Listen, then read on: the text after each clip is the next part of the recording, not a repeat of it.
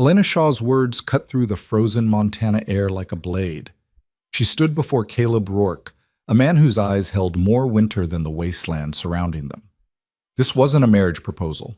It was a transaction. A deal forged in desperation and sealed with ice-cold pragmatism. But some agreements, once made, can't stay simple. Some contracts ignite. Stay with me until the end of this story. Hit that like button and comment what city you're watching from. I want to see how far this journey travels. The stagecoach lurched to a stop, and Elena Shaw gripped the worn leather seat to keep from being thrown forward. Dust billowed through the gaps in the wooden frame, coating her already filthy traveling dress in another layer of Montana grit. She'd been on the road for 8 days.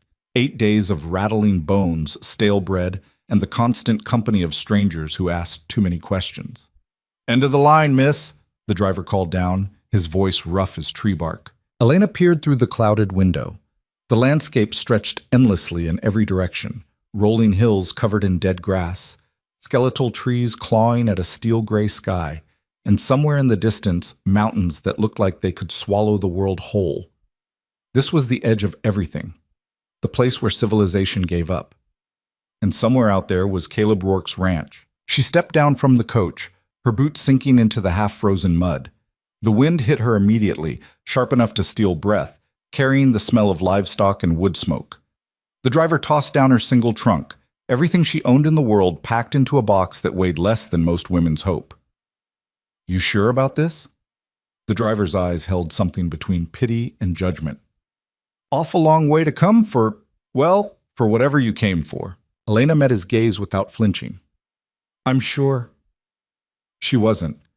But certainty was a luxury she'd lost 3 months ago when her father's debts had been called in, when the Boston creditors had stripped the house bare, when her last remaining option had been a newspaper advertisement that read like a death sentence dressed up as opportunity.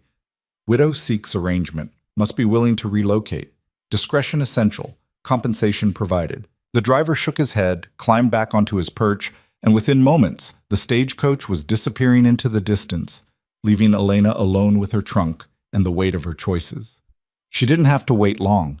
A wagon appeared on the dirt road, pulled by 2 massive draft horses that looked like they'd been carved from the same stone as the mountains. The man driving them was broad-shouldered and silent, his face hidden beneath the brim of a hat that had seen better decades. He pulled the wagon to a stop 10 feet away and just looked at her. Elena straightened her spine. She'd learned early that men like this respected strength more than beauty, directness more than charm. "I'm Elena Shaw. I'm expected at the Rourke Ranch." The man climbed down slowly, as if every movement cost him something. When he finally looked up, she saw a face weathered by years of hard labor, deep lines around the eyes, a scar running from temple to jaw, and the kind of exhaustion that sleep couldn't fix.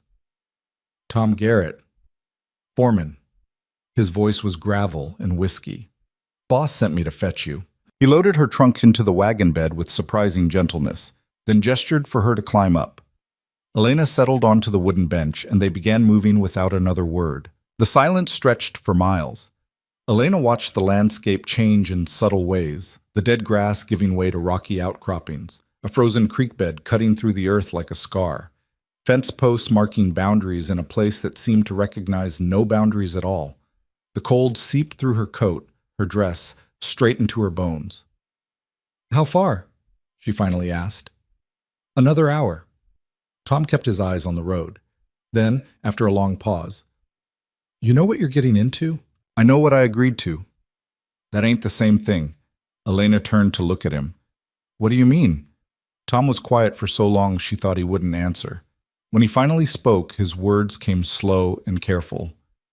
"Caleb Rourke is a hard man. Fair, mostly. Pays decent. Works harder than any 3 men I've known. But he ain't built for softness. Whatever you're expecting, whatever the letters said, reality's going to be colder." "I'm not expecting softness," Elena said. "I'm expecting survival." Tom glanced at her then, something shifting in his weathered face. "Yeah, I reckon you might do all right." The ranch appeared gradually, like something emerging from a dream that couldn't decide if it was a promise or a threat. First more fence posts, then a windmill, its blades turning slowly in the relentless wind. Then the buildings themselves, a main house built from rough timber and stone, a barn that dwarfed it, several smaller outbuildings scattered across the property like afterthoughts. Smoke rose from the house's chimney, the only sign of life in all that emptiness. Tom brought the wagon to a stop near the front porch. Before Elena could move, the door opened, and there he was. Caleb Rourke was tall, taller than she'd expected from his letters, with broad shoulders that filled the doorframe and hands that looked like they could break fence posts as easily as promises.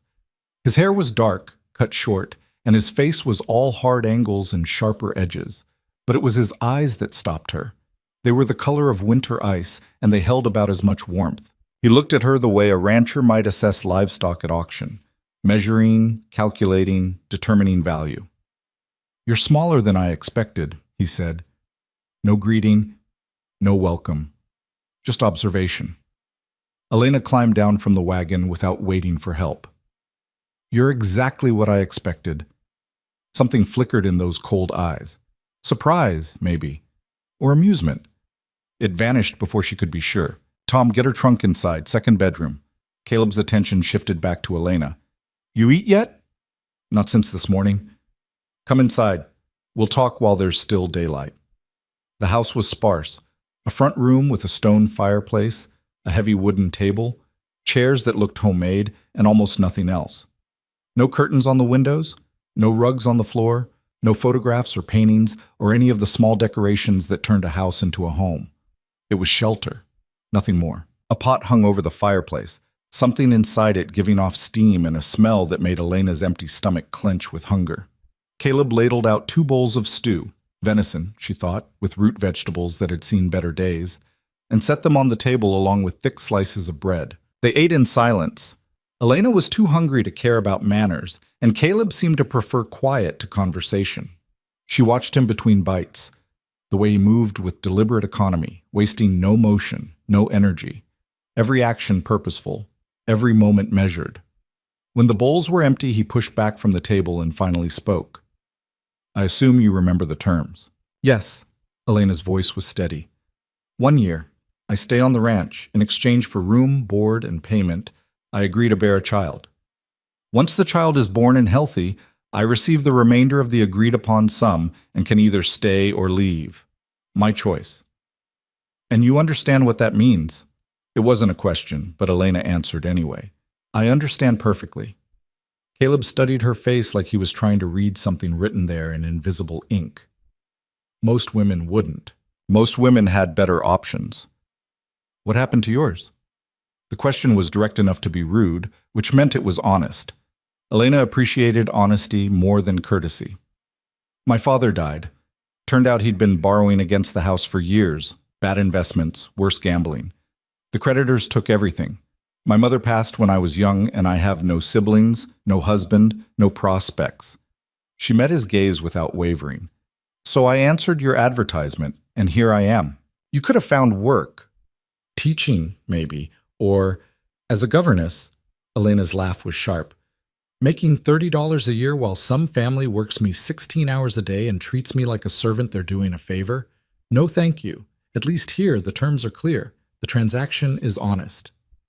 Caleb was quiet for a moment. Then, "You're not what I expected." "You already said that." "I mean your attitude. Most women who answer ads like that, they come with hope. They think they can change things, make it into something it's not. I'm not most women."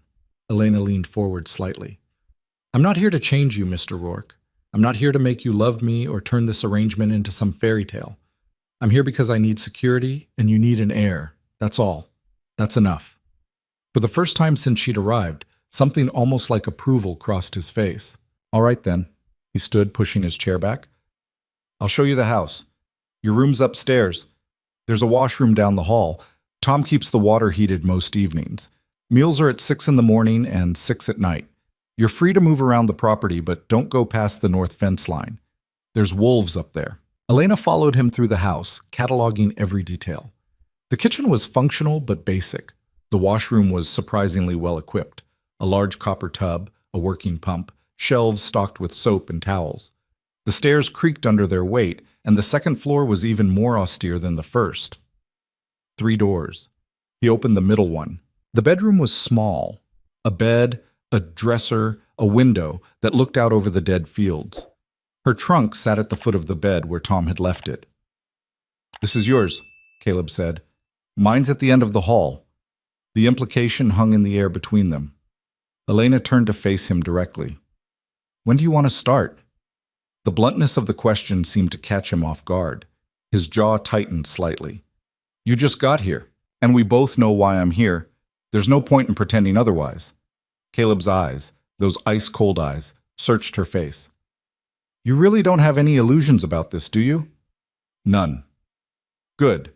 He stepped back into the hallway. "Get settled. We'll talk more tomorrow." He turned to leave, but Elena's voice stopped him. "Mr. Rourke? What? What happened to your first wife?" The temperature in this hallway seemed to drop 10 degrees. Caleb's entire body went rigid, his hand gripping the doorframe hard enough that his knuckles went white. "That," he said, his voice low and dangerous, "is none of your business. If I'm going to be living here, she's dead. That's all you need to know." He met Elena's eyes, and for the first time she saw something besides cold calculation. She saw pain, raw and deep and carefully buried.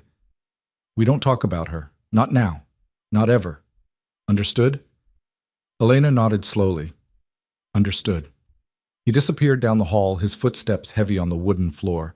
A moment later, she heard a door close with more force than necessary. Elena stood alone in the small room, listening to the wind howl against the window. She'd asked the question knowing it was dangerous, needing to understand what kind of man she'd bound herself to. Now she had her answer. Caleb Rourke was a man haunted by ghosts, protected by walls, and determined to keep both firmly in place. She unpacked her trunk slowly, hanging her few dresses in the small wardrobe, arranging her books on the dresser. The physical act of settling in did nothing to settle her nerves. She'd known this wouldn't be easy. But knowing and experiencing were different things. Night fell quickly in Montana, the darkness absolute and suffocating. Elena washed her face in the basin, changed into her nightgown, and climbed into bed. The mattress was firmer than she was used to, the blankets heavy but warm. Outside, something howled in the distance. Those wolves Caleb had mentioned, probably. The sound was lonely and wild and perfect for this place. Sleep wouldn't come. Elena lay in the darkness, staring at the ceiling, thinking about the choices that had led her here. Boston seemed like another lifetime. The furnished parlor, the calling cards, the carefully orchestrated social events, all of it had been a performance, a dance around the truth that her family was drowning in debt. When her father died, the performance ended. The curtain came down, and she'd been left standing in the wreckage, holding nothing. The advertisement had appeared in the paper 3 weeks later. She'd read it a dozen times before she'd had the courage to respond. The letters that followed had been businesslike, cold but honest. Caleb Rourke didn't want a wife. He wanted a mother for his future children. He'd pay well for the service. No love required. No attachment expected. It had seemed straightforward enough in writing. Reality, as Tom had warned, was much colder. Morning came gray and bitter. Elena woke to the sound of movement downstairs. Heavy footsteps, the clatter of pots, the creak of the front door opening and closing. She dressed quickly, braiding her hair and pinning it up, then made her way down to the kitchen. Caleb was at the stove, cooking eggs in a cast-iron skillet. He glanced at her briefly. "Coffee's ready? Cups are in the cabinet." Elena poured herself a cup and sat at the table. The coffee was strong enough to strip paint, but it was hot, and it was something to do with her hands. Caleb served breakfast without ceremony. Eggs, bacon, more of that dense bread. They ate in silence again, and Elena wondered if this was how every meal would be. No conversation, no connection, just fuel consumed out of necessity. When they'd finished, Caleb stood and grabbed his coat from a hook by the door. "I've got work to do," he said. "Tom will show you around if you want. Stay close to the house today." "Wait." Elena stood as well. "When are we going to talk about the arrangement?" Caleb's hand froze on the doorknob. "What's there to talk about? You know the terms." "Yes, but—" "Then we're done talking." He pulled the door open, letting in a blast of frigid air. "I don't need a wife, Miss Shaw. I need a mother for my children. The less we complicate that, the better." And you think pretending I don't exist is going to make this work? He turned back then, his face hard. I think you came here understanding what this was. Don't try to make it something else. I'm not trying to make it anything. I'm trying to understand how we're supposed to... She stopped, searching for words that wouldn't sound desperate. You can't just ignore me. Watch me. The door slammed shut behind him, rattling the windows. Elena stood in the sudden silence, anger and frustration warring in her chest. She'd expected coldness. She'd prepared for distance. But this wasn't distance. This was erasure. He wanted her invisible, present but not seen, functional but not real. She wouldn't do it. The day passed slowly. Tom showed her around the property. The barn where 24 cattle huddled against the cold. The henhouse where chickens pecked at frozen ground. The storage buildings filled with equipment and supplies. He explained the ranch's operations with the patience of a man who'd explained them many times before. Caleb raised cattle primarily, some horses, sold beef to the military fort 30 miles south. The work was brutal in winter, manageable in summer, and never easy. He built all this himself? Elena asked as they stood looking at the main house. Most of it. Had help with the barn, but yeah, rest was him. Took him 6 years. Tom's weathered face softened slightly. Man works like he's trying to outrun something, always has. His first wife? Tom's expression shuddered immediately. Ain't my story to tell. Everyone keeps saying that, but I'm living in her house, sleeping in her... Different room, Tom interrupted. Caleb tore that one down. Built this one new. Elena absorbed that information slowly. He tore down the room? Tore down half the house. Started over. Tom looked at her then, his eyes serious. Whatever demons that man's fighting, they're his to fight. Best you can do is stay out of the way. But Elena was discovering she didn't want to stay out of the way. Something about Caleb Rourke's determined coldness made her want to push back, to refuse erasure, to insist on being seen. It was probably foolish. It was definitely dangerous. She did it anyway. That evening she cooked dinner. Caleb came in at 6, covered in dirt and exhaustion, and stopped dead when he saw the table set with plates, the pot of stew she'd made from the provisions in the larder, fresh bread wrapped in cloth. What's this? His voice was suspicious. Dinner. I thought I should start earning my keep. I didn't ask you to cook. You didn't ask me not to. Elena ladled stew into his bowl. Sit down before it gets cold. For a moment, she thought he'd refuse. He stood in the doorway, coat still on, looking at the table like it was a trap. Then, slowly, he moved, hung up his coat, washed his hands at the basin, sat down. They ate. The stew was good. She'd always been a decent cook, and she watched his face for any reaction. He gave none. You don't have to do this, he said finally. Do what? Play house, cook meals, act like... Like what? Like I live here? Elena set down her spoon. I'm going to be here for a year at minimum, Mr. Rourke. Possibly longer. I can either spend that time hiding in my room and eating bread and cheese, or I can make myself useful. Which would you prefer? His jaw tightened. I prefer you remember what you're here for. I remember perfectly. Do you? They locked eyes across the table.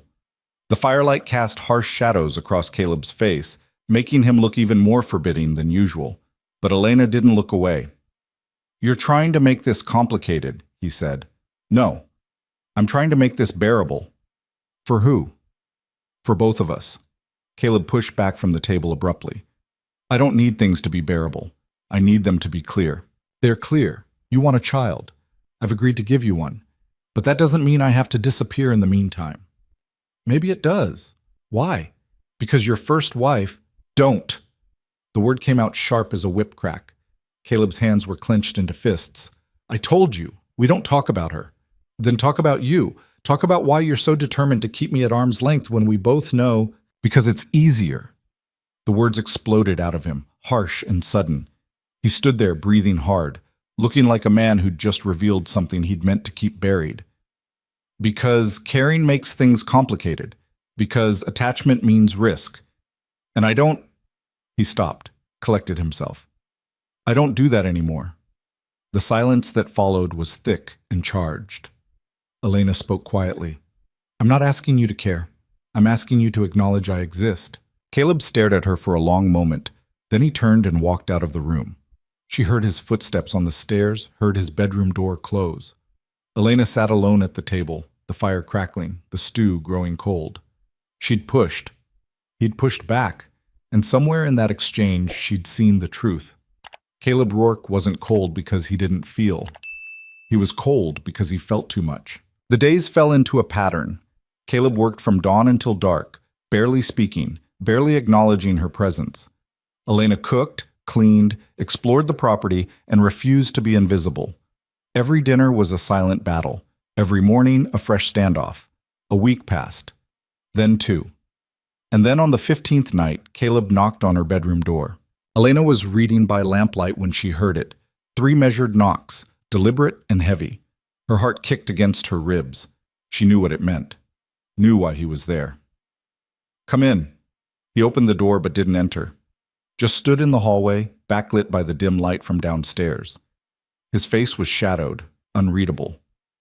If you've changed your mind, he said, say so now. Elena closed her book slowly. I haven't changed my mind. This won't be... He stopped, started again. I can't give you what you might want. I don't want anything except what we agreed to.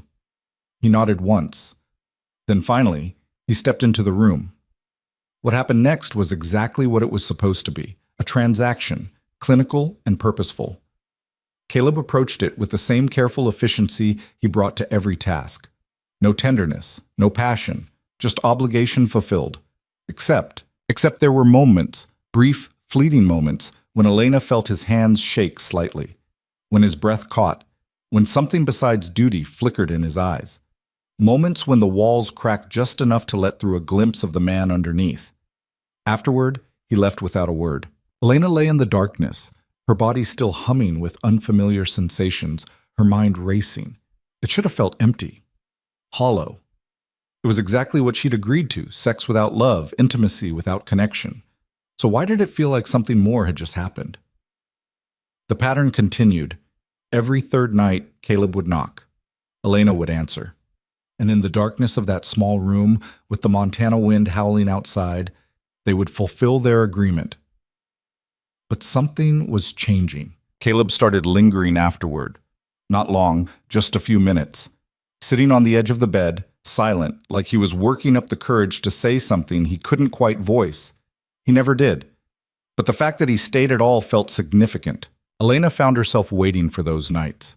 Not just because of the physical act, though she was surprised to discover it wasn't as awful as she'd feared, but because those were the only times Caleb let his guard drop even slightly. In those quiet moments after, she could see past the walls to the lonely, wounded man underneath. And despite every promise she'd made to herself, despite every intention to keep this simple, she was starting to care. One night, about a month after she'd arrived, they lay side by side in the darkness, not touching, but not apart either. The wind rattled the window. The fire downstairs had burned down to embers, and the cold was creeping in around the edges. "Why Montana?" Elena asked quietly. She felt rather than saw Caleb tense beside her. "What? You could have built a ranch anywhere. Why here? Why the middle of nowhere?" Silence stretched. She'd pushed too far again, asked too much. But then, because here, people leave you alone. It wasn't much, but it was something. A crack in the armor. "Is that what you want? To be left alone?" Another pause. "It's safer." "Safer than what?" "Than the alternative." Elena turned her head to look at him, though she could barely see his face in the darkness. "What happened to her? Your wife?" She expected anger. Expected him to leave, to shut down, to rebuild the walls higher than before. Instead, she heard something break in his voice when he spoke. "She left." 2 words, simple, devastating. "She left," he said again, like he needed to hear it himself. 3 years ago. "We'd been married 4 years. I thought..." He stopped, swallowed hard. "I thought we were building something, but I was building alone. She was just waiting for a way out." Where did she go? Back east, to the man she'd actually loved, the one her parents wouldn't let her marry. His laugh was bitter. Turns out I was the consolation prize, the second choice, good enough to escape to, not good enough to stay for. Elena felt something crack open in her chest. Caleb, don't. He sat up, the moment shattering. Don't pity me. And don't think this, he gestured between them, is anything like that. This is different. This is clear. Is it? He looked at her then, really looked at her. And for a moment she saw everything. The pain, the fear, the desperate need to protect himself from feeling anything real. It has to be, he said. Then he stood, pulled on his clothes, and walked out. Elena lay alone in the bed, staring at the ceiling, her heart aching for a man who'd been so thoroughly broken that he'd convinced himself numbness was the same as strength. She was falling for him. Against all logic, against all intention, she was falling for Caleb Rourke, and it was going to destroy them both. Winter came down hard the next week, transforming the Montana landscape into something even more unforgiving.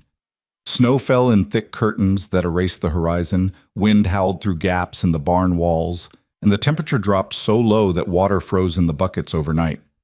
Elena woke each morning to frost patterns on her window that looked like skeletal fingers reaching across the glass. Caleb became even more distant after the night he'd told her about his wife. He left the house before dawn, came back after dark, and spoke only when absolutely necessary. At meals, he ate quickly and in silence, his eyes fixed on his plate like it held answers to questions he wouldn't ask. The nights he came to her room became mechanical again. No lingering, no conversation, just the fulfillment of their agreement before he disappeared back down the hall. Elena told herself it was fine. This was what she'd signed up for. Distance, transaction, simplicity. But her heart wasn't listening. She caught herself watching for him during the day, looking out the kitchen window to see if she could spot him working near the barn or riding out to check the fence lines. She cooked meals she thought he might like, even though he never commented on the food. She stayed awake some nights, listening to the floorboards creak as he moved around in his room, wondering what kept him from sleeping. It was ridiculous, dangerous, exactly the kind of attachment she'd promised herself she wouldn't form. Tom noticed, of course. The old foreman had a way of seeing things people tried to hide. "You're getting in deep," he said one afternoon as they fed the chickens together. The hens clustered around their feet, pecking at scattered grain, oblivious to the cold. Elena kept her eyes on the work. "I don't know what you mean." "Yeah, you do." Tom's voice was gentle but firm. "I've been watching you watch him, and I've been watching him try not to watch you. He barely acknowledges I exist. That's how you know he's noticing." Tom scattered another handful of grain. "Man like Caleb, he don't ignore things that don't matter to him. He ignores things that matter too much." Elena stopped, the feed bucket heavy in her hands. "What am I supposed to do, Tom? Pretend I don't care?" "Might be safer. I didn't come here for safe." "No," Tom agreed. "You came here to survive. Just make sure you still can when this is over." The words haunted her for days. When this is over. As if there was an ending already written, as if the only question was how much damage they'd do to each other before reaching it. The storm hit on a Tuesday. Elena had seen storms in Boston, rain that turned streets to rivers, wind that rattled windows, thunder that shook the walls. But Montana storms were different. They didn't just arrive. They attacked. The sky turned the color of old bruises, the wind picked up until it sounded like something alive and angry, and the snow came down so thick she couldn't see the barn from the kitchen window. Caleb was out in it. He'd left that morning to check the north fence line, the one he'd warned her about that first day. Tom had tried to talk him out of it. The storm was forecast, anyone could see it building, but Caleb had gone anyway, stubborn and determined as always. Now the storm was here, and he wasn't back. "He'll be fine," Tom said, though his eyes kept darting to the window. "Man knows this land better than anyone. He'll find shelter, wait it out." "And if he doesn't?" Tom didn't answer. By nightfall, the storm had intensified into something monstrous. Wind screamed around the house, battering the walls, finding every crack and gap. Snow piled against the windows. The temperature dropped so fast that ice formed on the inside of the glass. Elena couldn't sit still. She paced the kitchen, the front room, back to the kitchen. Each circuit brought her to the window, searching the white chaos for any sign of movement. "You're going to wear a hole in the floor," Tom said from his chair by the fire. He'd stayed at the house instead of returning to his cabin, too dangerous to travel even that short distance. He should be back by now. Should and will ain't always the same thing in weather like this. So we just wait? Unless you got a better idea. Elena did have an idea, but it was insane. She pushed it down, tried to ignore it, but it kept resurfacing like something floating in dark water. Caleb was out there alone, possibly hurt, possibly lost, and she was standing here doing nothing. I could go look for him, she said. Tom's head snapped up. Absolutely not. He could be fine. And even if he ain't, you going out there won't help. You'll just get yourself killed, and then I'll have 2 people missing instead of 1. Tom's voice was harder than she'd ever heard it. You stay put. That's an order. You're not my boss. No, but I'm the one with sense enough to know suicide when I hear it. They stared at each other across the fire. Elena knew he was right. Going out into that storm would be idiotic, reckless, probably fatal. She had no idea where to look, no experience with blizzards, no survival skills worth mentioning. But the thought of Caleb out there alone, cold, hurt, waiting for help that wouldn't come, made her chest tighten until she could barely breathe. How long do we wait? She asked quietly. Tom's face softened. Till morning. If he's not back by first light, we'll organize a search. Me and the boys from the neighboring ranch will find him.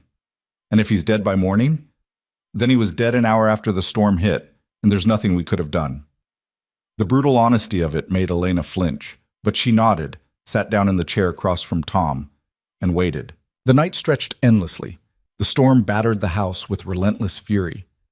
Tom dozed in his chair, but Elena couldn't sleep. She kept seeing Caleb's face, those ice-cold eyes that hid so much, that hard jaw that never relaxed, those hands that shook when he thought she wasn't paying attention. Around midnight, she heard it. A sound beneath the wind, faint, rhythmic, like something hitting wood. Elena was on her feet immediately. Tom, wake up! The old foreman jerked awake. What? Listen. They both went silent. There it was again. 3 heavy thumps, a pause, then 3 more. Tom was moving before Elena could react, grabbing his coat, lighting a lantern. Stay here. Not a chance. She followed him to the front door. Tom yanked it open, and the storm tried to tear it from his hands. Wind and snow blasted into the house, extinguishing the fire, scattering papers from the table. Tom held the lantern high, and in its weak circle of light, Elena saw him. Caleb. He was on his knees on the porch, one hand gripping the railing, the other hanging useless at his side. His face was white as the snow around him, his lips blue, his eyes barely focused. Blood had frozen in a dark line down the side of his face. Help me get him inside! Tom shouted over the wind. Together, they hauled Caleb into the house. He was conscious, but barely, his body shaking so hard his teeth rattled. Tom kicked the door shut while Elena grabbed blankets from the chest near the fire. Get those wet clothes off him, Tom ordered, already working on Caleb's boots. We gotta get him warm fast or we'll lose him to hypothermia. Elena's hands shook as she unbuttoned Caleb's coat, his shirt. His skin was ice cold beneath her fingers, and when she pulled the fabric away, she saw the injury, a gash along his ribs, deep and ugly, bleeding sluggishly. What happened? She asked, but Caleb couldn't answer. His eyes kept sliding shut, his head lolling forward. Stay awake, Tom commanded, slapping Caleb's face lightly. Come on, boss, stay with us. Between them, they stripped off the wet clothes and wrapped Caleb in blankets. Tom rebuilt the fire to a roaring blaze while Elena heated water, found clean cloths, tried to remember everything she'd ever learned about treating wounds. It wasn't much. How bad is it? She asked as she cleaned the gash. Tom examined it closely. Needs stitches. Probably caught himself on barbed wire or a fence post. Lucky it ain't deeper. I don't know how to stitch a wound. Then you're about to learn. Tom found a needle and thread, actual sewing thread, because apparently that's what you used when the nearest doctor was 30 miles away in a blizzard. He showed Elena how to pinch the skin together, how to push the needle through, how to tie off each stitch. Her hand shook the entire time, but she did it. Caleb groaned when the needle first pierced his skin, but he didn't pull away. Didn't fight. Just endured. When it was done, 15 crooked, uneven stitches that would definitely leave a scar, Tom bandaged the wound and sat back. Now we wait. Keep him warm, keep him hydrated, and hope like hell infection don't set in. They moved Caleb to the couch near the fire. Elena piled every blanket in the house on top of him, then sat beside him, watching his face for any change.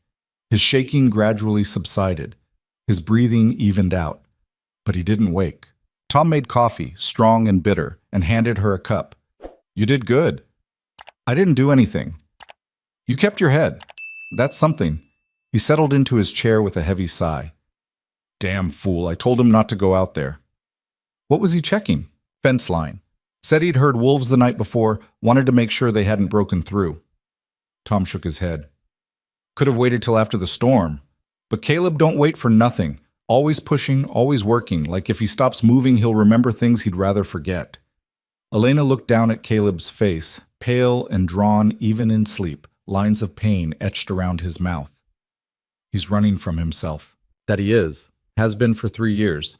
Don't seem to be working, but he keeps trying." They sat in silence, listening to the storm rage outside and the fire crackle inside. Elena held her coffee cup but didn't drink. She couldn't stop looking at Caleb, couldn't stop thinking about how close he'd come to dying out there. How if he'd been 10 minutes later, if he'd collapsed before reaching the porch, they would have found his frozen body in the morning. "Tom," she said quietly, "what if I'm making it worse?" "Making what worse?" "Whatever he's running from, by being here. By—" She stopped, unsure how to articulate the tangle of feelings in her chest. "I was supposed to be simple. A transaction. But I don't think anything about this is simple anymore." Tom was quiet for a long time. When he finally spoke, his voice was gentle. "Life ain't simple, girl. People who tell you it is are either lying or selling something. What you and Caleb got, yeah, it's complicated. But complicated ain't always bad. It is if it hurts him. And what about you? What if it hurts you?" Elena didn't have an answer for that. Caleb woke near dawn. The storm had finally exhausted itself, leaving behind a world buried in white silence. His eyes opened slowly, confusion clouding them, and he tried to sit up before the pain in his side made him gasp. "Don't move," Elena said immediately, her hand on his shoulder. "You're hurt."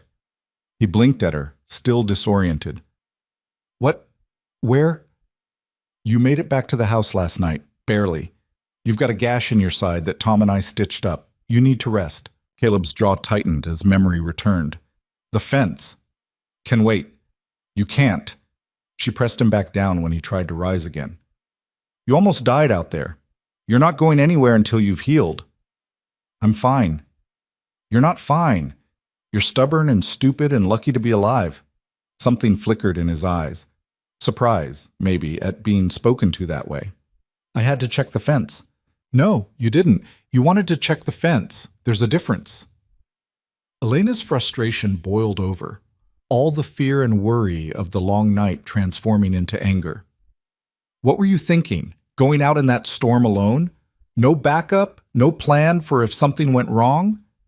"I've done it 100 times. And this time you almost didn't make it back." Her voice cracked. "Do you have any idea what that was like? Waiting here, not knowing if you were alive or dead? Seeing you collapse on the porch, half frozen and bleeding?" Caleb stared at her. "Why do you care?" The question hit like a physical blow. Elena felt tears sting her eyes, and she blinked them back furiously. "Because I'm not made of stone, Caleb. Because I'm a human being who doesn't want to see another human being die. Because—" She stopped. Couldn't say the rest. Couldn't admit that somewhere along the way, this arrangement had stopped being business and started being something else entirely. "Because what?" His voice was softer now, his eyes searching her face. "Because you matter," she said finally. "Whether you want to or not. Whether I want you to or not. You matter." The silence that followed felt heavy and fragile at the same time. Caleb's hand moved slightly on the blanket, like he wanted to reach for her but couldn't quite make himself do it. "I didn't ask you to care," he said. "I know. I care anyway." He closed his eyes. "That's a mistake." "Probably." Elena stood, needing distance, before she said something she couldn't take back. "I'll make breakfast. You need to eat." She left him on the couch and went to the kitchen, her hands shaking as she worked. She heard Tom come downstairs, heard the low murmur of conversation between the two men, but she didn't join them. She needed time to collect herself. to rebuild the walls Caleb had so thoroughly demolished without even trying. When breakfast was ready, eggs and bacon and fresh bread, she brought it to the front room. Tom had helped Caleb sit up, propping him against the arm of the couch with pillows. He looked better than he had a few hours ago, but the pain was still there in the tightness around his eyes. "Eat," she said, handing him a plate. "All of it." Caleb took the plate without argument. He was learning, apparently, that when Elena used that particular tone, resistance was futile. They ate together, the three of them, while pale winter light filtered through the windows and revealed the extent of the storm's damage. Snow had drifted against the side of the house in waves 3 feet high. The path to the barn was completely buried. Several fence posts visible from the window had snapped under the weight of ice. "Gonna take days to dig out from this," Tom observed. "And that fence line you were so worried about? Definitely gonna need repair now." Caleb grunted, which wasn't quite agreement, but wasn't disagreement either. "You're staying inside until that wound heals," Elena said. It wasn't a suggestion. "I've got work." "Tom can handle the work, can't you, Tom?" The old foreman grinned. "Sure can. Been running this place half the time anyway." Caleb glared at him, but there was no real heat in it. He was too tired, too sore, and probably too aware that they were right. For the next 3 days, Caleb was confined to the house. Elena appointed herself his nurse, changing his bandages, checking for signs of infection, making sure he ate regularly and didn't do anything stupid like try to work. He was a terrible patient, restless, irritable, constantly trying to get up and do things he had no business doing. "Sit down," Elena said for the 100th time when she caught him trying to put on his boots. "You're going to tear those stitches." "I'm going crazy just sitting here." "Then go crazy sitting down. You're not going outside." Caleb muttered something that was probably profane, but he sat back down. Elena hid her smile as she went back to the kitchen. He might not like being taken care of, but he was accepting it. That felt like progress. On the 4th day, something shifted. Elena was reading by the fire that evening when Caleb spoke from the couch where he'd been lying with his eyes closed. "Why didn't you leave Boston sooner?" She looked up, surprised. It was the first personal question he'd asked her that wasn't directly related to their arrangement. "What do you mean?" "You said your father had debts. That can't have happened overnight, so why didn't you leave before it all fell apart?" Elena set down her book. "Because I kept thinking he'd fix it, that he'd stop gambling, stop making bad investments, stop pretending everything was fine when it clearly wasn't." She stared into the fire. "I believed in him longer than I should have. By the time I accepted the truth, it was too late." Caleb was quiet for a moment. "I know something about believing in people longer than you should." "Your wife?" He nodded slowly. "I saw the signs. The way she'd go quiet sometimes, staring out the window like she was somewhere else, the way she flinched when I touched her. But I told myself it was just adjustment, that she'd learned to love this place, love me." His laugh was bitter. "Turns out you can't make someone want something they've already decided against." "That wasn't your fault, wasn't it? I brought her here, promised her a life she never wanted, got angry when she couldn't pretend to be happy." "She married you," Elena pointed out. "She made a choice." "Yeah, the wrong one." Caleb shifted on the couch, wincing slightly. "I keep thinking about that. If I'd been different, if I'd been more, I don't know, more something, maybe she would have stayed." Elena moved to sit on the floor beside the couch, close enough to see his face in the firelight. Or maybe she would have left anyway, because she was in love with someone else, and nothing you did could change that.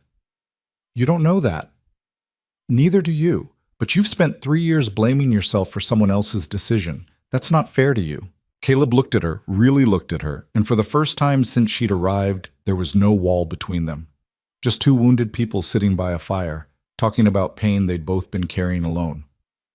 "When she left," he said quietly, "I promised myself I'd never let anyone matter that much again. Safer that way. Is it working?" A long pause. Then, "No." The word hung in the air between them, heavy with meaning neither of them was quite ready to name. Elena reached out slowly, giving him time to pull away. When he didn't, she took his hand. His fingers were rough and calloused, scarred from years of hard work, but they closed around hers with surprising gentleness. "I'm scared," she admitted. "This wasn't supposed to happen." "I know." We had a deal, clear boundaries, no complications. I know. So what do we do now?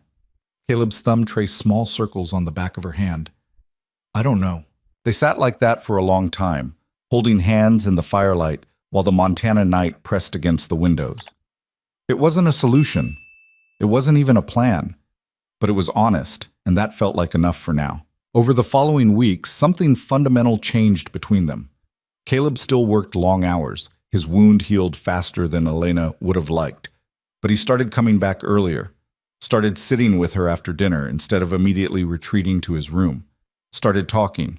He told her about building the ranch, about the backbreaking labor of felling trees and hauling stone, about the first winter when he'd nearly starved because he didn't know how to preserve food properly. He told her about his childhood in Ohio, about leaving home at 16 with nothing but a horse and $50, about the years of drifting before he'd found this land and decided to make it mean something. Elena told him about Boston, about the suffocating expectations of society, about her mother who died when she was 12 and left her alone with a father who loved her but couldn't stop destroying himself. She told him about the creditors who'd shown up the day after the funeral, about selling everything she owned piece by piece, about the moment she'd realized she had nothing left but her ability to survive. They shared meals and silence and gradually, carefully, something that felt dangerously close to intimacy. The nights Caleb came to her room changed too. There was still purpose behind them. The arrangement hadn't ended, but there was also tenderness now. He touched her like she was something precious instead of necessary. He stayed afterward, sometimes for hours, talking in the darkness or just lying beside her, their breathing synchronized. "This is a bad idea," Elena whispered one night, her head on his chest. She felt him nod. "Terrible idea." "We should stop." "Probably." Neither of them moved. Tom watched their transformation with knowing eyes, but said nothing.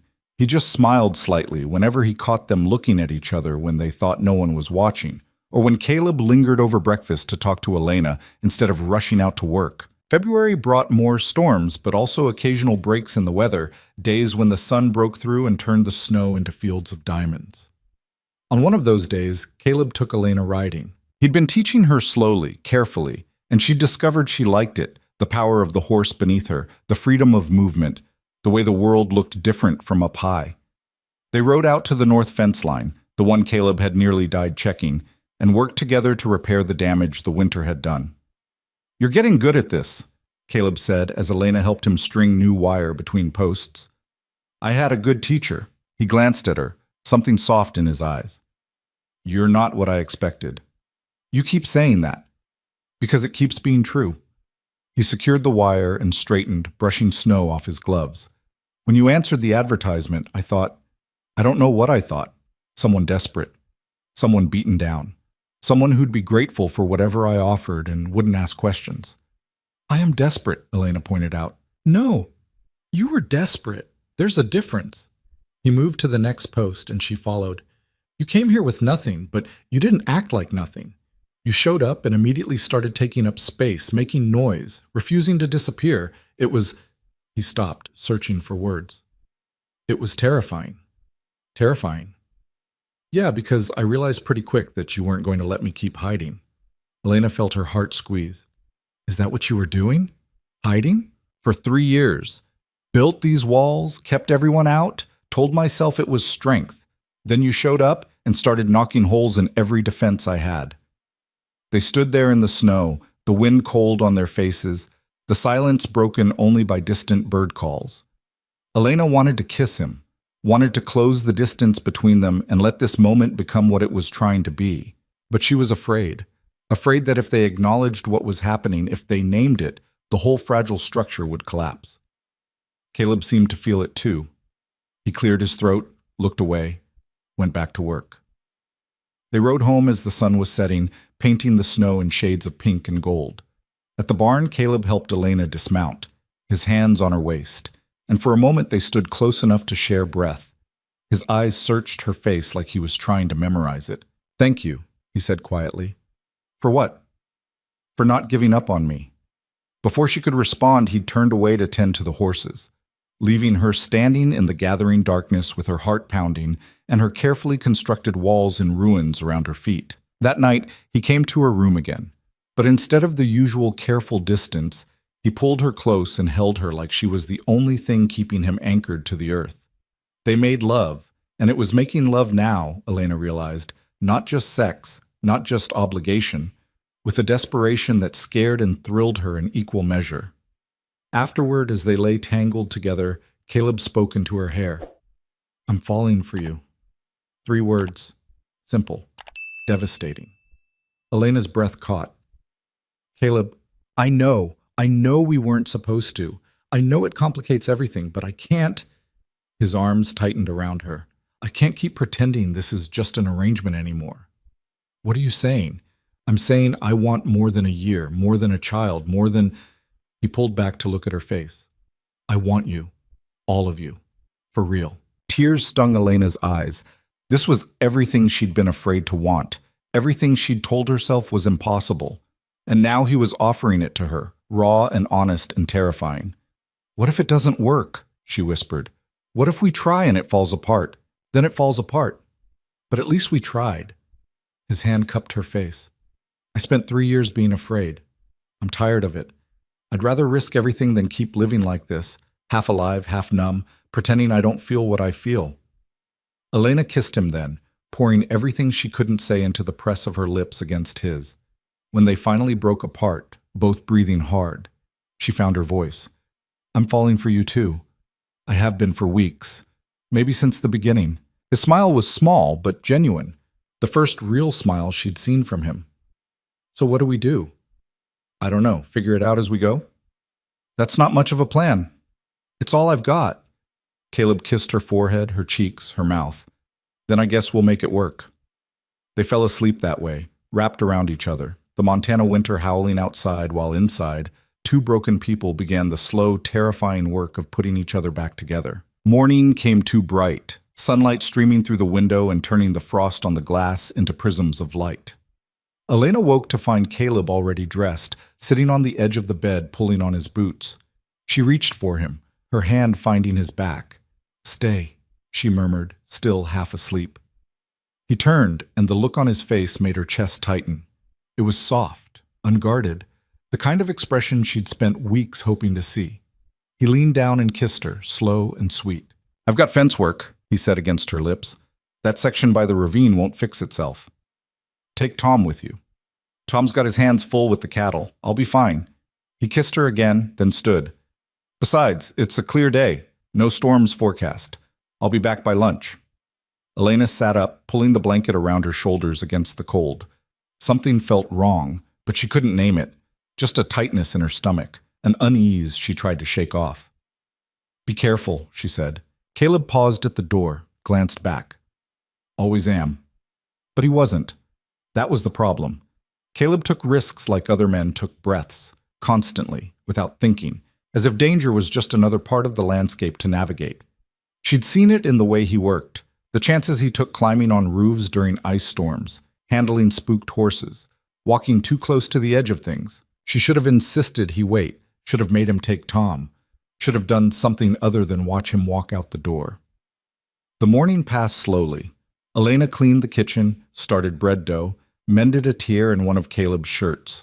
Ordinary tasks that felt anything but ordinary now that everything between them had changed.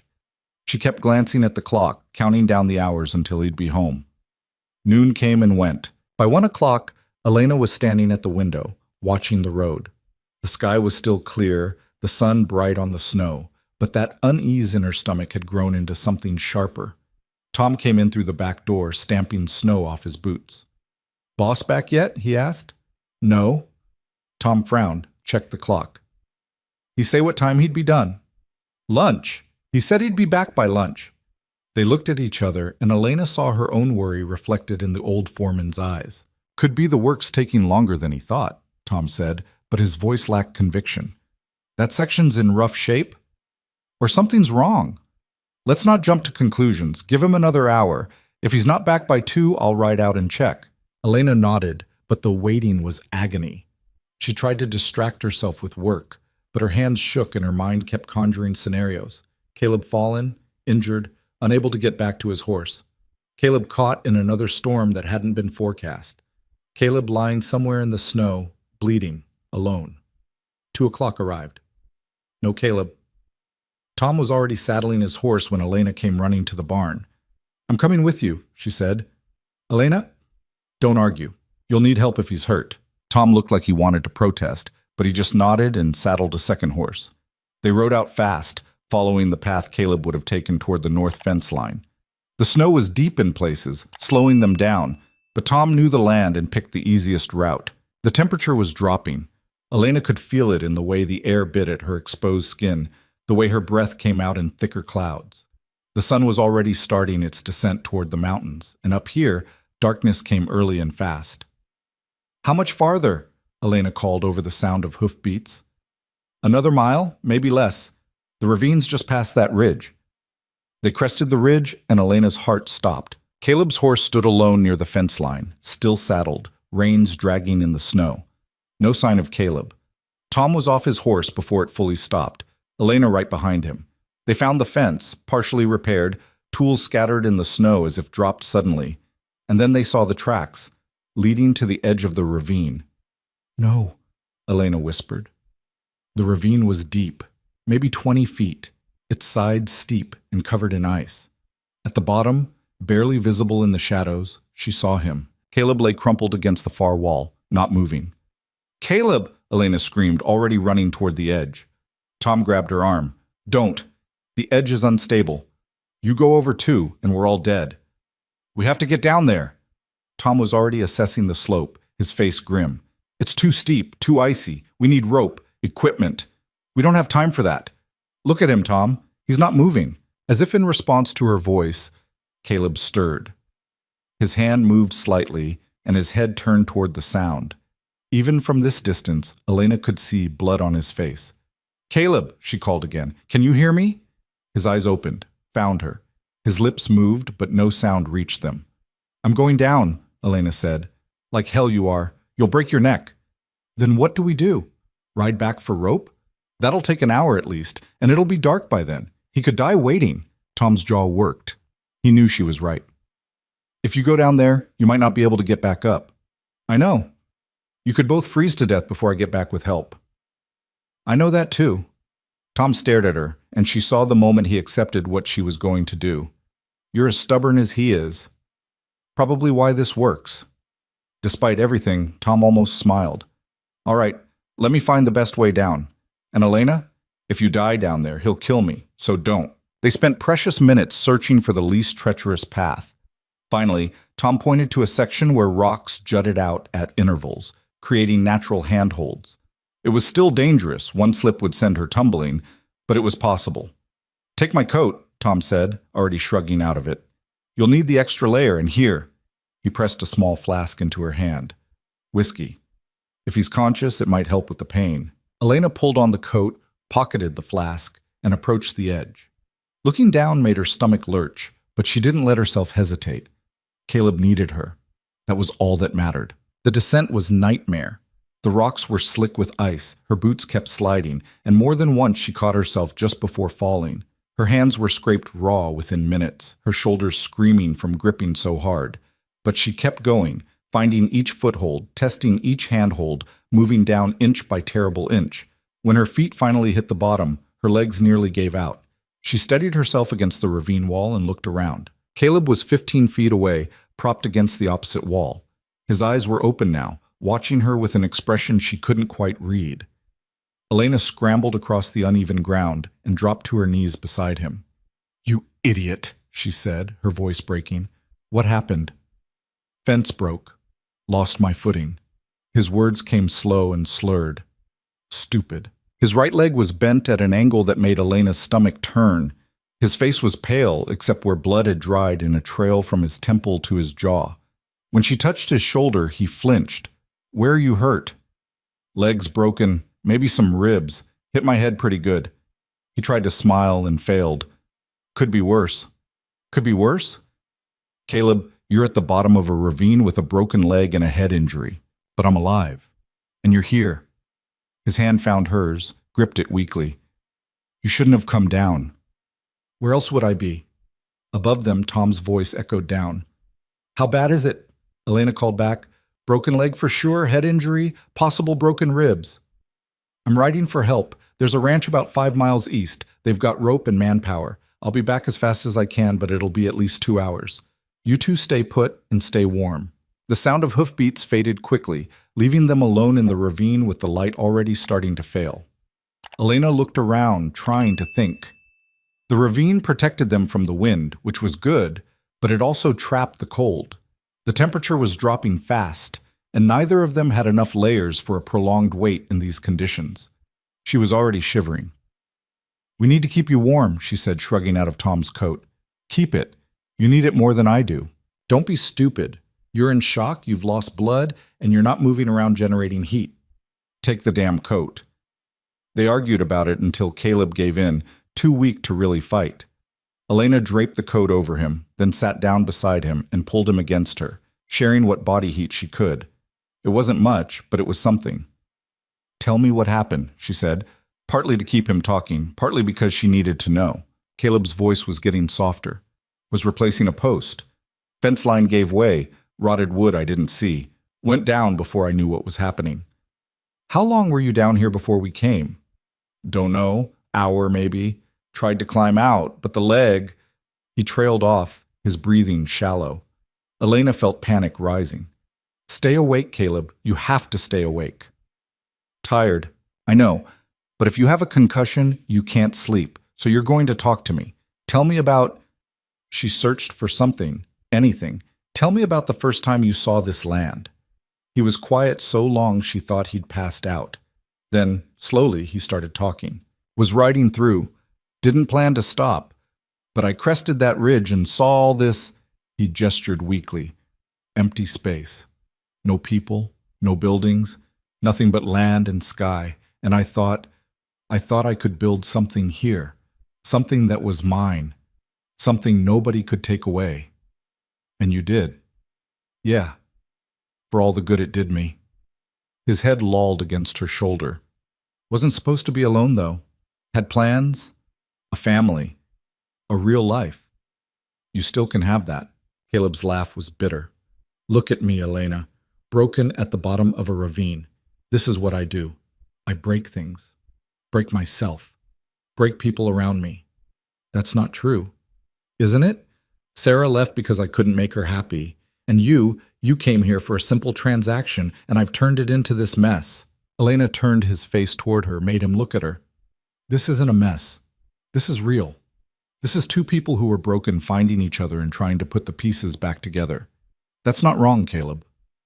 What if I can't be fixed? What if you don't need to be?"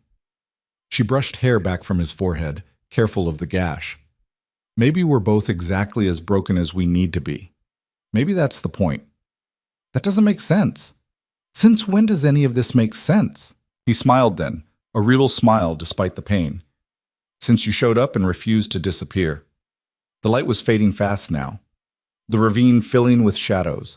Elena could barely see Caleb's face, could only feel the weight of him against her and the slow rise and fall of his chest. The cold was getting worse. She could feel it seeping into her bones, making her fingers numb, her thoughts sluggish. "Talk to me," Caleb said, his voice barely a whisper. "Stay awake." "I'm awake." "Barely. Tell me something. Something I don't know about you." Elena tried to think through the fog of cold and fear. "When I was little, I wanted to be a painter, not portraits or landscapes, something different, abstract shapes, colors that didn't exist in nature. My mother encouraged it, but after she died, my father said it was impractical, that I needed to focus on being marriageable. You should paint again." "Maybe I will. When spring comes, I'll paint the mountains, make them purple and green and colors they've never been." "I'd like to see that." They fell quiet. Above them, stars were starting to appear in the narrow strip of sky visible between the ravine walls. Elena had never seen stars like that in Boston, so bright they looked close enough to touch, so many they turned the darkness into something almost light. "Elena," Caleb said, and something in his voice made her heart clench. "What? If I don't make it? Don't say that. Listen." His hand tightened on hers. "If I don't make it, I need you to know, these past months, they've been the best of my life. Even with all the fear and the fighting and the walls, You made me feel something I thought I'd lost. You made me want to try again. Tears froze on Elena's cheeks. You're going to make it. Tom's bringing help. We just have to wait. But if I don't, then I'll run this ranch. I'll take care of the cattle and fix the fences and keep your legacy alive. I'll do all of it. But you're going to make it, Caleb. You have to. He was quiet for a long time. When he spoke again, his voice was so soft she almost didn't hear it. I love you. The words hit her like a physical force. 3 words she'd been afraid to hope for. 3 words that changed everything. I love you too, she whispered back. So you better not die on me, because I didn't come all this way and climb down into this frozen hell just to lose you. Caleb's hand came up to cup her face, his thumb brushing away her tears. Bossy. You like it? Yeah, I do. He kissed her then, soft and sweet and tasting of blood and snow. When they broke apart, Elena pressed her forehead against his and just breathed, counting his heartbeats, feeling him alive against her. The cold got worse. Much worse. Elena's entire body was shaking now, and Caleb had gone worryingly still. She kept talking to him, telling him stories about Boston, about her childhood, about anything she could think of to keep them both conscious. But her words were slurring, her thoughts fragmenting. Time became strange. She couldn't tell if they'd been in the ravine for 1 hour or 10. The stars wheeled overhead. The cold became absolute. And through it all, she held Caleb and refused to let go. Sing something, Caleb mumbled at some point, his voice barely audible. I can't sing. Don't care. Just want to hear your voice. So Elena sang. Old songs her mother had taught her, half-remembered melodies that came out broken and off-key. But Caleb's breathing steadied when she sang, and his hand stayed locked with hers, so she kept going. She was in the middle of a lullaby when she heard the voices. At first she thought she was imagining them, her mind creating rescue that wasn't coming. But then light bloomed above the ravine, lanterns held by shadowy figures, and Tom's voice called down, We're here! Hold on! Elena wanted to respond but couldn't make her mouth work. She just held Caleb tighter and waited. The rescue was chaos. Men with ropes and equipment descended into the ravine, their movements efficient and sure. Someone wrapped a blanket around Elena's shoulders. Someone else was checking Caleb's injuries, securing his leg for the climb-up. Voices shouted instructions, hands lifted and supported, and then they were moving. Getting Caleb out of the ravine took careful work. They'd rigged a pulley system, and 6 men hauled while 2 more guided the stretcher up the icy slope. Elena climbed separately, too numb to feel her own hands on the rope, too focused on watching Caleb being lifted to safety to think about her own danger. When she finally reached the top, her legs gave out. Someone caught her, Tom she realized, and half-carried her to where horses waited. Caleb was already secured to a makeshift litter, unconscious now, his face gray in the lantern light. Is he... Elena couldn't finish the question. Alive, Tom said. Barely. We need to move fast. The ride back to the ranch was a blur. Elena couldn't stop shaking, couldn't get warm, couldn't think about anything except Caleb's still form on the litter. When they finally reached the house, men carried him inside and laid him on the bed in his room, the room he'd been sharing with Elena, though nobody commented on that. A doctor had been summoned from the fort, but he wouldn't arrive until morning. Until then, all they could do was keep Caleb warm and hope. Tom practically forced Elena into the washroom, made her strip off her frozen clothes and get into a hot bath. She sat in the water until it stopped steaming, until her fingers and toes stopped being numb and started hurting, until she could think clearly enough to worry properly about Caleb. She dressed in dry clothes and went straight to his room. Someone had cleaned his wounds and set his leg, Tom probably, or one of the ranch hands who'd helped with the rescue. Caleb lay still under a mountain of blankets, his breathing shallow but steady. Elena pulled a chair close to the bed and took his hand. Don't you dare die, she whispered. Not after everything. Not after finally telling me you love me. You don't get to say something like that and then leave. His fingers twitched in hers. Not much, but enough to tell her he could hear. She stayed there all night, holding his hand, watching him breathe, refusing to sleep in case he slipped away when she wasn't looking. Tom brought her coffee and food she didn't eat. Dawn came gray and cold, painting the room in shades of winter light. And finally, Caleb's eyes opened. He looked confused at first, disoriented. Then his gaze found Elena, and something in his expression softened.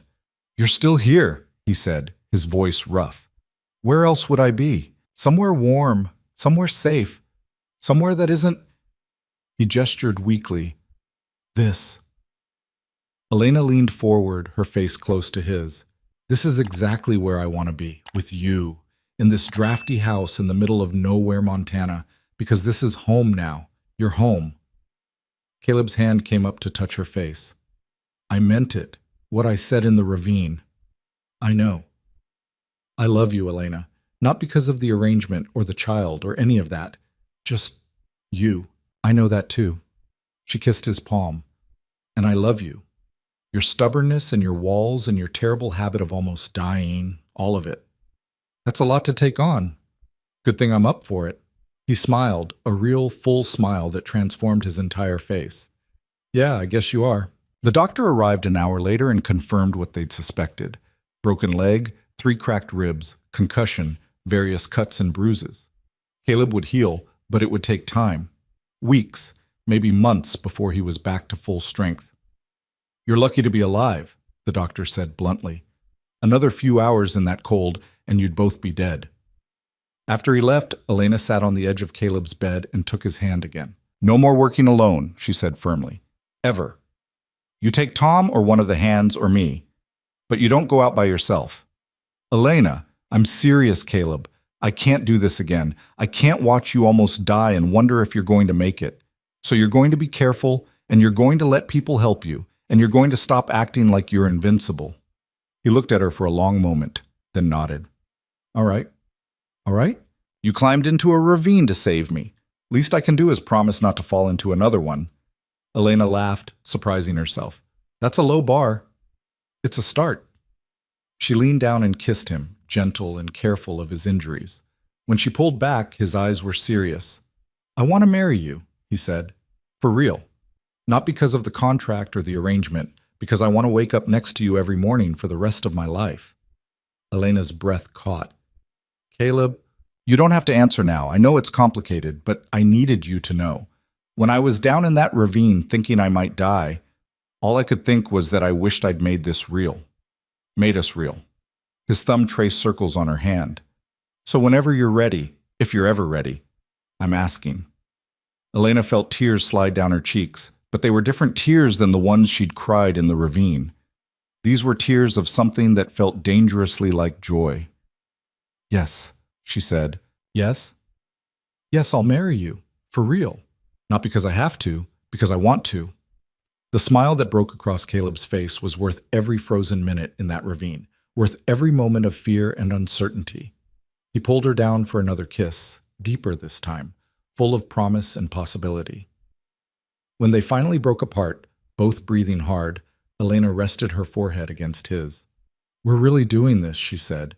Yeah, we really are. It's probably going to be a disaster.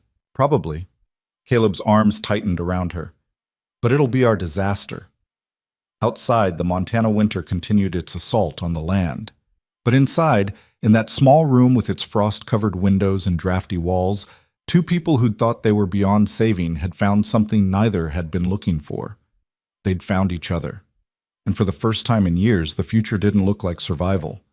It looked like hope. Caleb's recovery was slower than either of them wanted, and twice as frustrating. The broken leg meant crutches for weeks, then a cane, then a limp that the doctor said might never fully go away. The cracked ribs made breathing painful and sleeping worse, and the concussion left him with headaches that came without warning and turned him irritable and withdrawn. Elena learned quickly that injured Caleb was somehow more difficult than healthy Caleb had ever been. I don't need help, he snapped one morning when she tried to assist him down the stairs. Your pride isn't going to catch you when you fall. I'm not going to fall. You said that yesterday, right before you fell. He glared at her, but she could see the pain underneath the anger. Being helpless didn't sit well with a man who'd built his entire identity around self-sufficiency. She understood that. Didn't make it less annoying. Let me help you, she said, softer this time. Please. Something in his face shifted. He nodded once, stiff and reluctant, and let her take his arm. They made it down the stairs without incident. Small victories. Tom handled most of the ranch work during those weeks, and Elena discovered she had a knack for managing the parts Tom couldn't cover. She learned to keep the books, track inventory, coordinate with the hands about which cattle needed attention. It wasn't painting abstract shapes in impossible colors, but it was hers. She was building something here, same as Caleb had. March brought the first hints of thaw. The snow started melting in patches, revealing dead grass underneath and mud that sucked at boots. The temperature climbed just enough to make the cold bearable instead of brutal. And with the changing weather came a change in Caleb, too. Less frustration, more acceptance. He was healing, slowly but healing. One evening, as they sat by the fire after dinner, Caleb cleared his throat in that way he did when he was working up to saying something difficult. "I've been thinking about the wedding," he said. Elena looked up from the sock she was darning. "What about it?" "When you want to do it, how you want to do it." He shifted in his chair, his legs stretched out in front of him. "I know you probably had ideas, before, about what a wedding should be." She set down her mending. "Before, I thought I'd have a big church ceremony in Boston with 200 guests I didn't care about, and a dress that cost more than most people earned in a year. Before doesn't matter anymore." "It might. To you. It doesn't." Elena moved to sit on the floor beside his chair, her hand finding his. "I don't need any of that, Caleb. I just need you." He looked down at her, his thumb tracing patterns on her palm. "There's a minister at the fort. Comes through once a month. We could do it simple. Tom as witness. Maybe a few of the hands if you want." "That sounds perfect." "You sure? Because if you want more—" "I want you," she interrupted. "Everything else is just details." Caleb pulled her up into his lap, careful of his ribs, and kissed her until they were both breathless. When they broke apart, his eyes held that soft look she'd grown to love, the one that said he was letting her see past all the walls. "I don't deserve you," he said quietly. "Probably not, but you're stuck with me anyway." He laughed, and the sound filled something in her chest she hadn't known was empty. The minister was scheduled to visit the fort on the last Sunday in March. They made plans, simple ones, just like they'd discussed. Elena would wear her best dress, the blue one she'd brought from Boston and never had occasion to use. Caleb would wear his only suit, the one he'd worn to funerals and nothing else. Tom would stand witness. They'd say their vows, sign the papers, and that would be that. But as the day approached, Elena found herself wanting something more. Not the big ceremony, not the crowd of strangers, just something that marked this as different, as real, as theirs. She mentioned it to Tom one afternoon while they were checking on the pregnant heifers in the barn. "I want to give him something," she said, "for the wedding, but I don't know what." Tom leaned against a stall door considering. "What does he need?" "That's the problem. He doesn't need anything, or if he does, he won't admit it." "Then what does he want?" Elena thought about that. Caleb wanted the ranch to succeed, wanted the cattle healthy and the fences strong and the work done right, wanted to prove he could build something lasting, but those weren't things she could wrap up and hand him. "I don't know," she admitted. Tom was quiet for a moment, then, "He's got his mother's ring, kept it all these years even after Sarah left. Been meaning to give it to you, I think, but he's nervous about it." "Why would he be nervous?" "Because it meant something to him once. His mother gave it to his father, and they had 50 good years together. Caleb wore it when he married Sarah, and that didn't work out so well." Tom pulled a piece of straw from the hay bale, twirled it between his fingers. "He's afraid it's cursed or something. Silly, but there it is." Elena absorbed this information. "Where is it?" "Top drawer of his dresser. Small wooden box." That evening, after Caleb had gone to sleep, Elena crept into his room. She felt guilty going through his things, but curiosity won out. The box was exactly where Tom said it would be. Small, carved wood, worn smooth with age. Inside, nestled in faded velvet, was a simple gold band. No elaborate setting, no expensive stone, just pure, honest gold that had been worn and loved for generations. She slipped it on her finger. Perfect fit. The next day she rode into town. A journey that took most of the morning but was worth it for what she needed to do. The general store had limited options, but she found what she was looking for. A plain gold band similar to his mother's ring. Simple. Honest. Real. She had the shopkeeper engrave the inside with 3 words, "Against all odds." Because that's when they were. 2 broken people who'd found each other against every reasonable expectation, who'd built something real out of a transaction, who'd chosen each other when neither had been looking for choice. The day before the wedding, Elena woke to find Caleb already up, standing at the window watching the sunrise. His leg was better. He only used the cane now when he was tired, but he still moved carefully, protecting his ribs. "Couldn't sleep?" she asked, coming to stand beside him. "Nervous," he admitted. "About tomorrow?" "About everything." He turned to look at her, and his face was open in the early morning light. "What if I'm not good at this? Being a husband, being happy." Elena took his hand. "You think I'm good at being a wife? I've never done this either. We'll figure it out together. That's what I'm afraid of, that I'll drag you down, that my damage will hurt you. Caleb." She made him look at her. "We're both damaged, that's the point. We don't have to be perfect, we just have to be honest."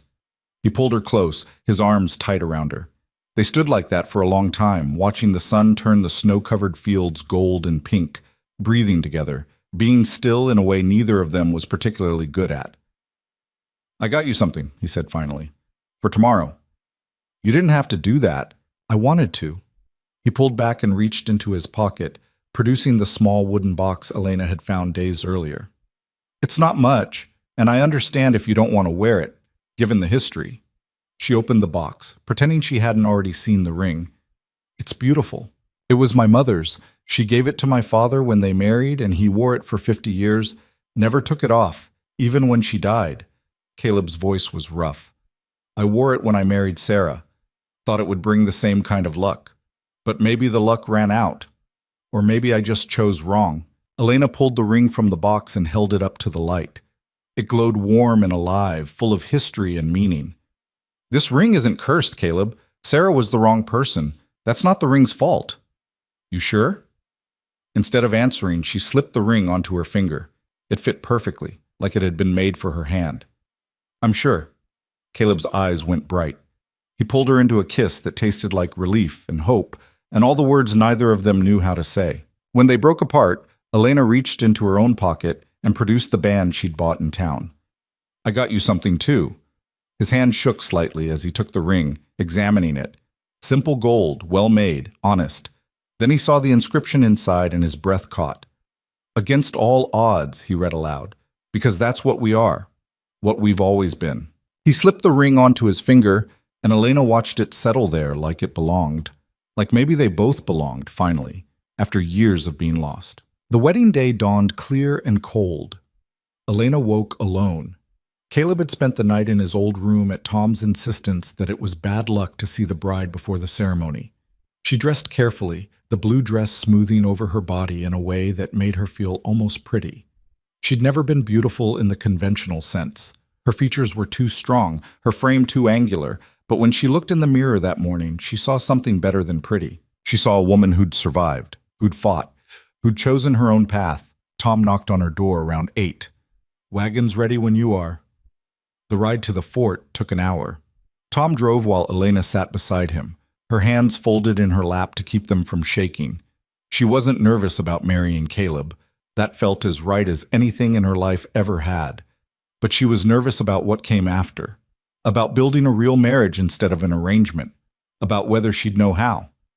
"You're thinking too loud," Tom observed. "How do you know I'm thinking it all?" "Because you get this line right here." He tapped the space between his eyebrows. Same one Caleb gets when he's worrying about something. Elena tried to smooth her expression. "I'm not worried." "Didn't say worried, said thinking." Tom kept his eyes on the road. "And for what it's worth, I think you two are going to do just fine." "What makes you so sure?" "Because you already survived the hard part. Everything else is just living." They arrived at the fort to find Caleb waiting outside the small chapel, his suit pressed and his hair actually combed for once. He looked nervous and handsome and entirely unlike the man who'd stared at her so coldly that first day. When he saw her, his face transformed into something that made her chest ache. "You're beautiful," he said as she approached. "You're a terrible liar." "I'm serious, He seemed to run out of words, so he just pulled her close and held her instead. The minister was waiting inside, an older man with kind eyes and hands weathered by frontier life. He'd done this ceremony 100 times. Married soldiers and settlers, cowboys and shopkeepers, people who'd come west looking for something they couldn't name. But he made it feel special anyway, like their vows meant something beyond the words.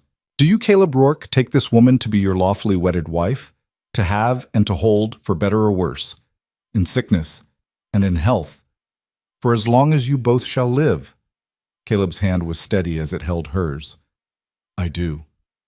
And do you, Elena Shaw, take this man to be your lawfully wedded husband, to have and to hold, for better or worse, in sickness and in health, for as long as you both shall live?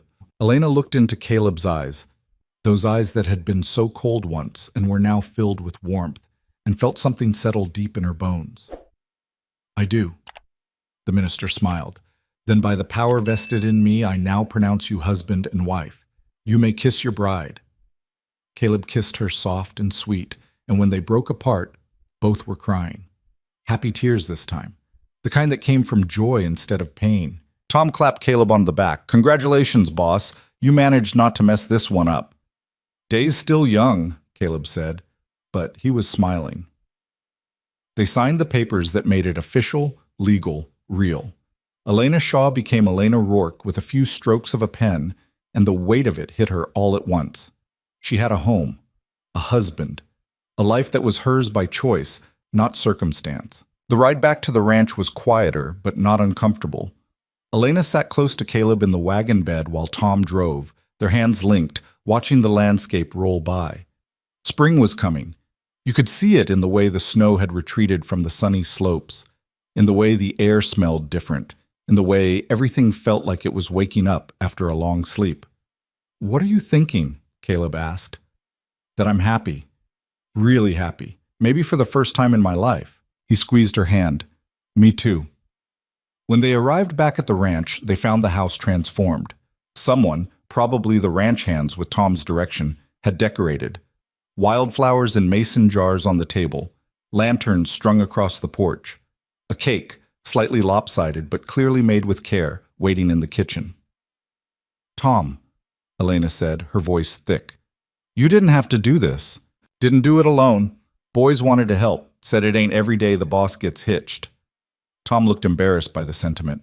Besides, figured you deserved something nice, after everything. The celebration was small but genuine. The ranch hands came by to offer congratulations, each one shaking Caleb's hand and tipping their hats to Elena. Someone produced a fiddle and played songs that were more enthusiasm than skill. Tom made a toast that was surprisingly eloquent for a man of so few words. To Caleb and Elena, he said, raising his glass. Two stubborn fools who somehow found each other in the middle of nowhere. May you be as happy as you deserve, and may you deserve a whole lot of happiness. Everyone drank to that. As evening fell and the celebration wound down, Caleb pulled Elena aside. Come with me, he said. I want to show you something. They walked out to the ridge overlooking the ranch, the same spot where Elena had stood her first day and felt overwhelmed by the emptiness. Now, looking at it, she saw something different, the barn they'd repaired together, the fence line they'd fixed, the home they were building. It wasn't empty anymore. It was full of possibility.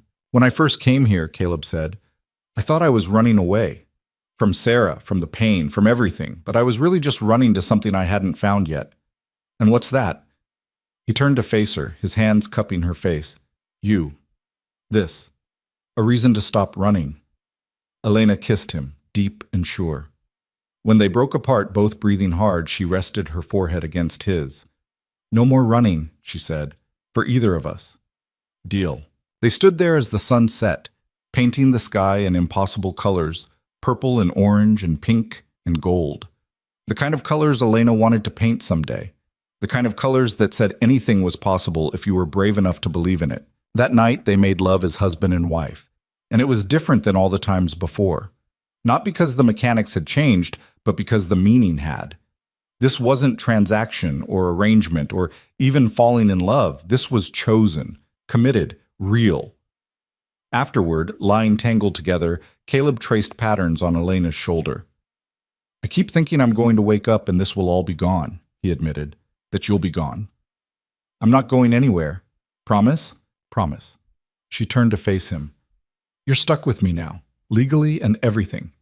He smiled, that full, genuine smile that transformed his whole face. Best contract I ever signed.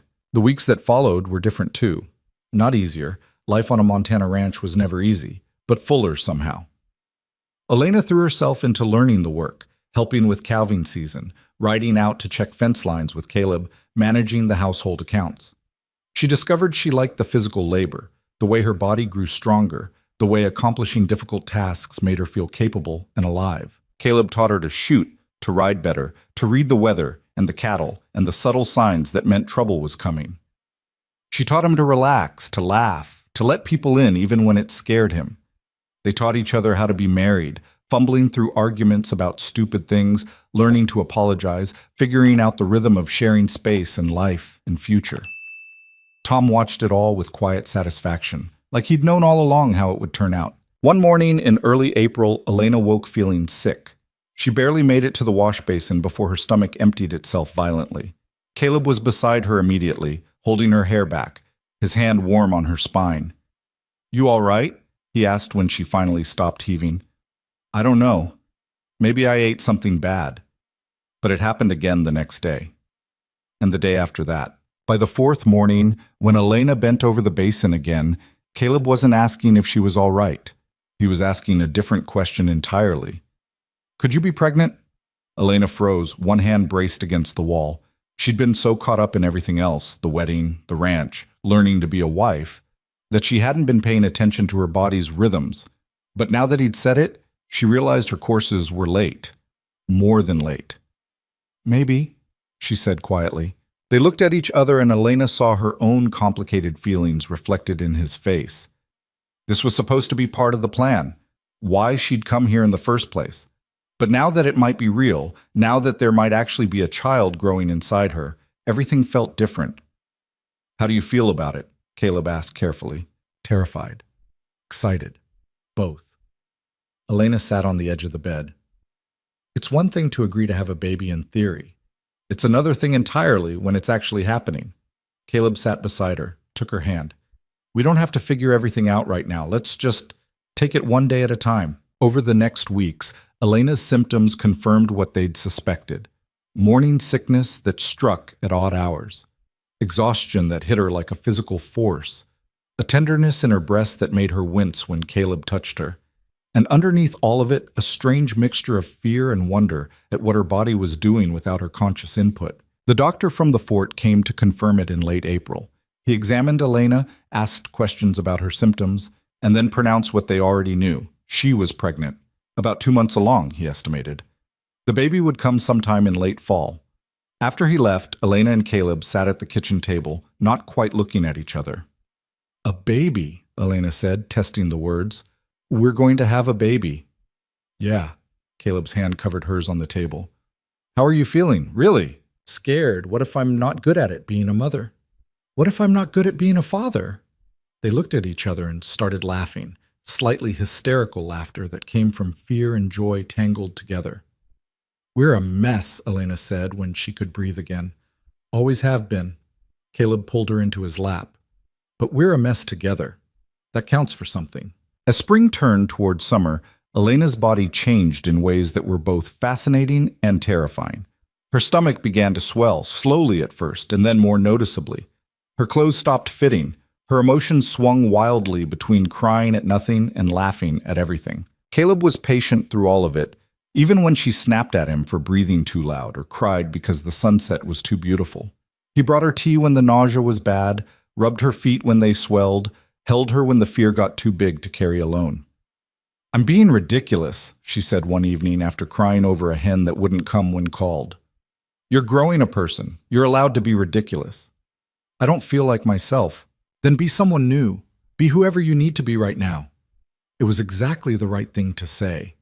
Elena grabbed his face and kissed him hard, grateful for this man who'd learned to love her in all her complicated, messy reality. By midsummer, the pregnancy was obvious to everyone. The ranch hands started being extra careful around her, like she might break. Tom fussed over her more than Caleb did, constantly checking if she needed anything. And Elena found herself settling into the role despite her fears, talking to the baby when she was alone, imagining what they'd look like, planning for a future that felt more real every day. One evening, she and Caleb sat on the porch watching the sunset. Elena's hand rested on her swollen stomach, and as they sat there, the baby kicked. a strong, definite movement that made her gasp. "Caleb, give me your hand." She placed his palm on her stomach and waited.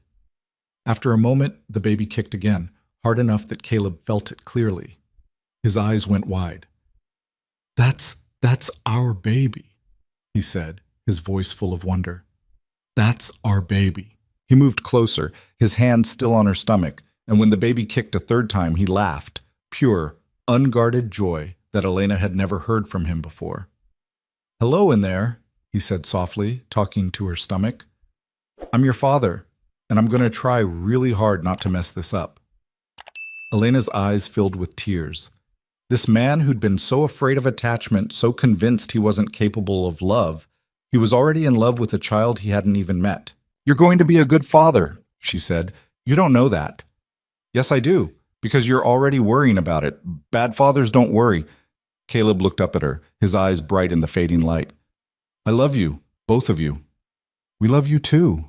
They sat like that until the stars came out, Caleb's hand on her stomach, feeling their child move and kick and grow. The contract that had brought them together was long forgotten. This was something bigger, something real.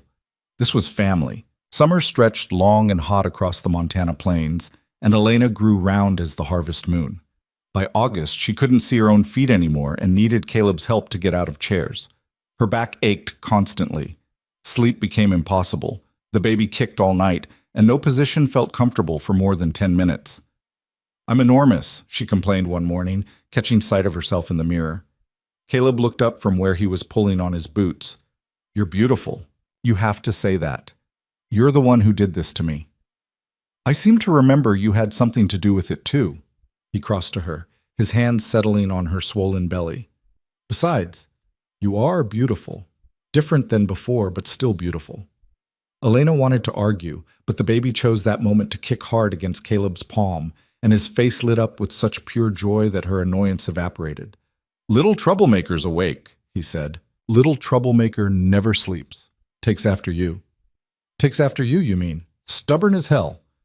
They stood like that for a moment, his hands on her stomach, feeling their child move between them. These moments had become sacred, brief islands of peace in the chaos of preparing for a baby neither of them quite knew how to prepare for. The nursery was ready, though calling it a nursery felt generous. It was the small room next to theirs, the one that had been storage when Elena first arrived. Caleb and Tom had spent weeks clearing it out, patching the walls, building a cradle from lumber Caleb had been saving for years. Elena had sewn blankets and tiny clothes, her stitches uneven but made with care. It wasn't much, but it was theirs. "What if something goes wrong?" Elena asked quietly, voicing the fear that had been growing alongside the baby. "During the birth, I mean. Women die doing this." Caleb's arms came around her from behind, careful of her belly. "Nothing's going to go wrong. You don't know that." "No, but the doctor said you're healthy, strong, and we've got everything ready. Clean linens, hot water, medicine. Tom's writing to fetch the doctor the moment you go into labor. And if the doctor doesn't make it in time, then Tom's delivered more calves than I can count. He'll manage." Elena turned in his arms to face him. "That's not reassuring." "I know." Caleb's hand cupped her face. "But I also know you. You climbed into a frozen ravine to save me.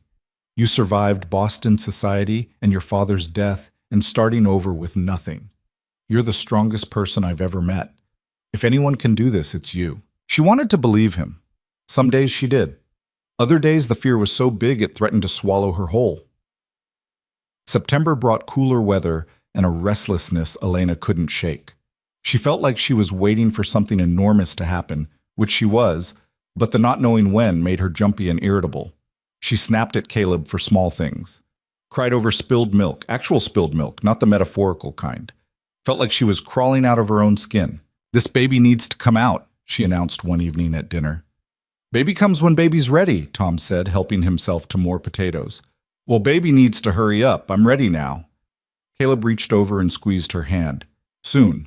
But soon turned out to be relative. Days crawled by.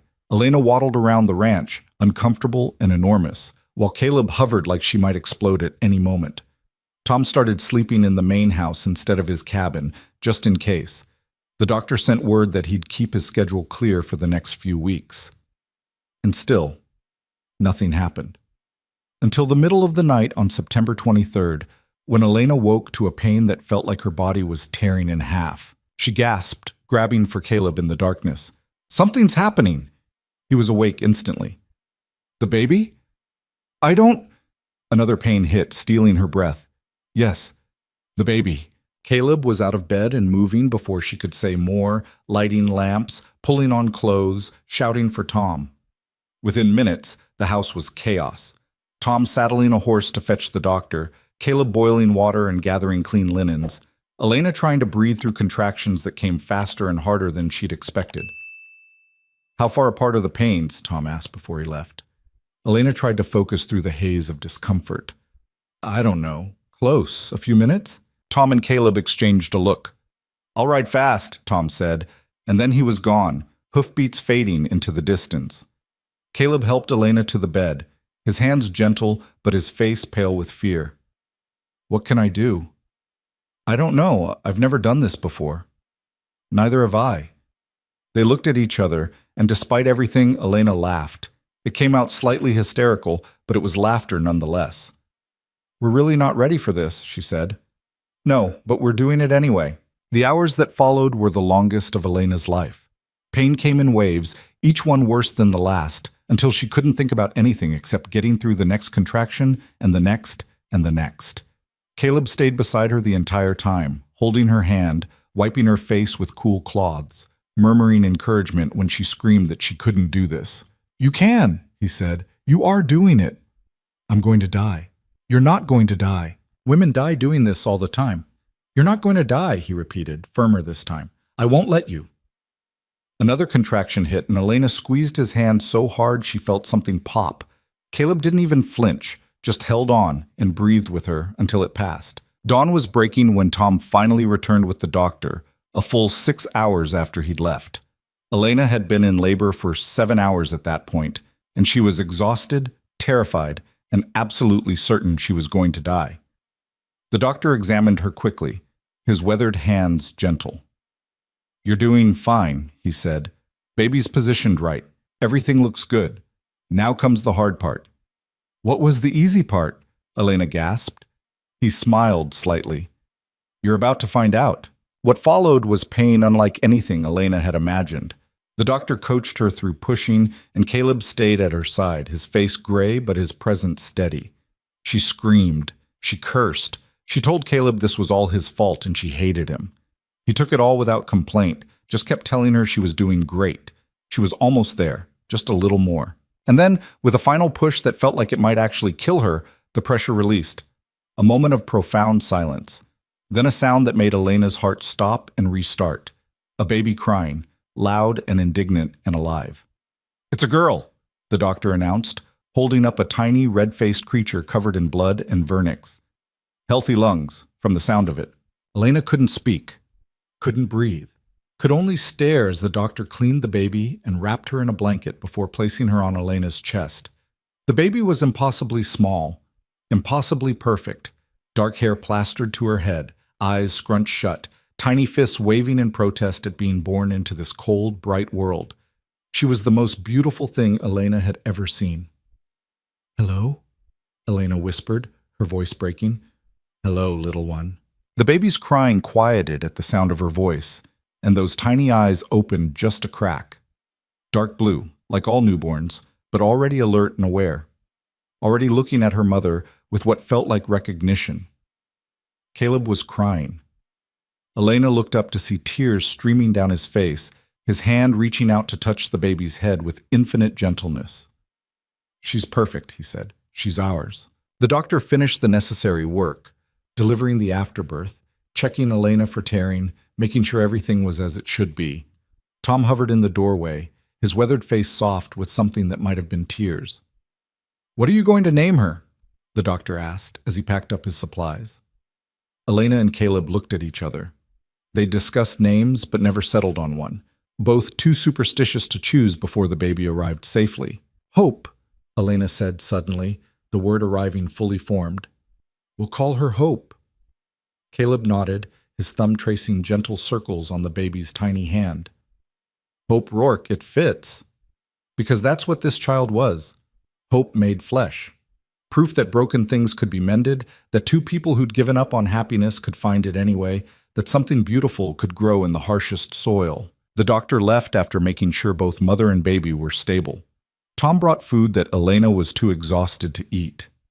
Caleb refused to leave her side, sitting on the edge of the bed and staring at his daughter like she might disappear if he looked away. "You should sleep," Elena said, though she couldn't stop looking at Hope either. Can't. Too much to look at. Hope yawned, a tiny, perfect yawn that showed pink gums and a miniature tongue. Caleb made a sound that was half laugh, half sob. "I can't believe she's real," he said. "That we made her." "Believe it. She's definitely real, and definitely ours." Elena tried to shift position and winced. Everything hurt. Her body felt like it had been through a war, which it had. But looking at Hope, feeling her warm weight on her chest, made all of it worth it. "I love you," Caleb said quietly. "Both of you. More than I thought it was possible to love anything." "I love you too." Elena reached for his hand. "Thank you." "For what?" "For taking a chance on this. On us. For being brave enough to try again." Caleb leaned down and kissed her, gentle and sweet. "You're the one who was brave. You changed everything." The first weeks with Hope were chaos. She was small but loud, with a set of lungs that could wake the entire ranch. She needed to eat every 2 hours, which meant Elena got no sleep. She cried for reasons no one could determine. She had opinions about everything, how she was held, how her blankets were wrapped, whether the room was too bright or too dark. Elena, exhausted and overwhelmed, found herself crying almost as much as the baby. "I don't know what I'm doing," she said one night after Hope had been screaming for an hour straight. "I've tried feeding her, changing her, rocking her. Nothing works." Caleb took the baby, settling her against his shoulder and pacing the room. "Maybe she just needs to cry." "What kind of mother lets her baby just cry?" "The kind who's been awake for 36 hours straight." He kept walking, his hand gentle on Hope's back. "You're doing fine, Elena. Better than fine. It doesn't feel like it." "That's because you're exhausted. Here." He handed Hope back, now miraculously quiet. "Sleep. I'll take her for a few hours." "You have work." "Work can wait. Sleep." Elena wanted to argue, but her body was already shutting down. She lay back on the bed and was asleep before Caleb even left the room. She woke 4 hours later to find him sitting in the rocking chair they'd moved into the bedroom, Hope asleep on his chest, both of them breathing in sync. The sight made her heart ache with love so fierce it was almost painful. Caleb looked up, saw her watching. "She's a fighter," he said softly. "Just like her mother." Over the following weeks, they found a rhythm. Not an easy rhythm, parenting never was, but something that worked for them. Elena learned to read Hope's different cries, to tell the difference between hungry and tired and just plain angry at the world. Caleb proved surprisingly adept at soothing the baby, his deep voice and steady presence calming her when nothing else would. Tom became an unexpected ally, showing up at odd hours with food or offering to hold Hope so Elena could take a bath. The ranch hands took turns bringing gifts, hand-carved toys, tiny knitted hats, a wooden horse that Hope wouldn't be able to use for years, but that made everyone smile anyway. The ranch itself seemed to change with Hope's arrival. The men worked quieter, moved gentler, as if afraid to disturb the baby.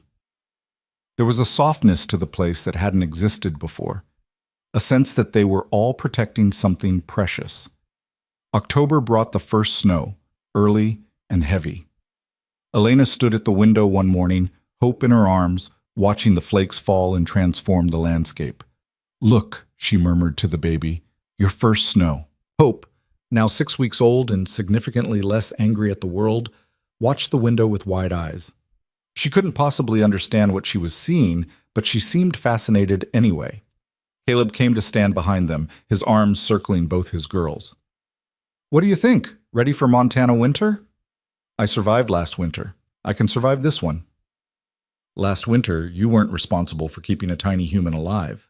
Elena leaned back against him. "Last winter, I didn't have you helping me."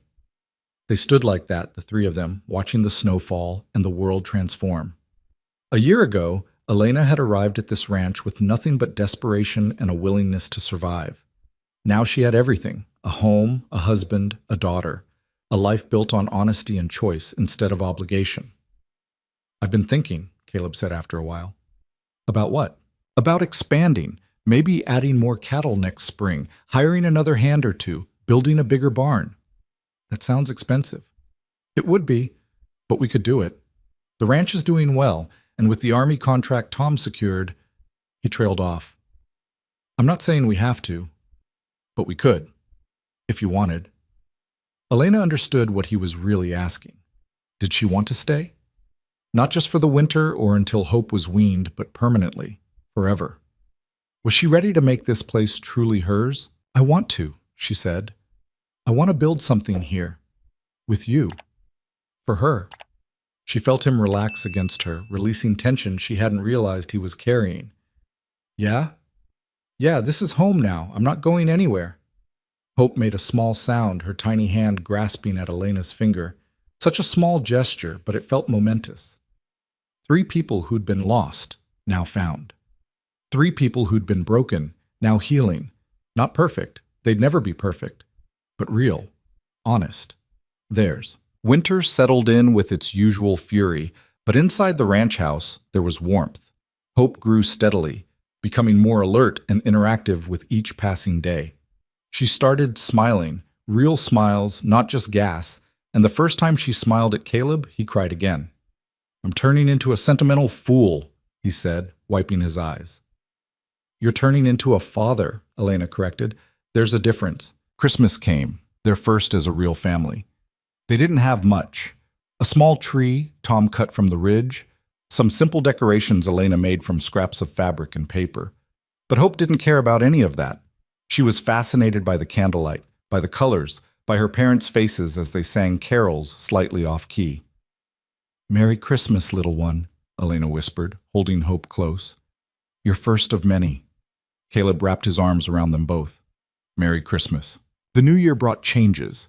Hope started rolling over, then sitting up, then crawling with a determination that terrified Elena. Suddenly, nothing in the house was safe.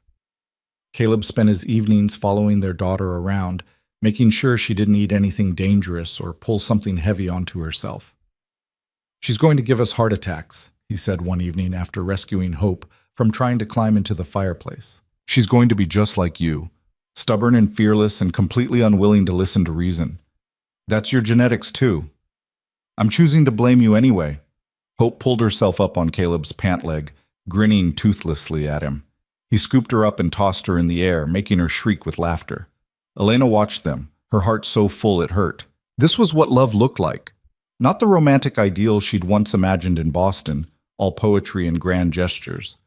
This was real love, messy and exhausting and occasionally frustrating, but solid, dependable, built on a foundation of choosing each other every single day. Spring came late that year, the snow refusing to release its grip until well into April. But when it finally melted, it revealed a world transformed. Green shoots pushing through dead grass, flowers blooming in impossible colors, Hope taking her first steps, wobbling between Caleb and Elena with fierce concentration. Come here, sweetheart, Elena encouraged, her hands outstretched. You can do it. Hope took 1 step, 2, 3, then toppled into Elena's arms, giggling with delight at her own accomplishment. That's my girl, Caleb said, pride evident in every word. Nothing stops you. By summer, Hope was walking everywhere, talking in a language only she understood, and getting into absolutely everything. The ranch hands adored her, taking turns teaching her about horses and cattle and the land.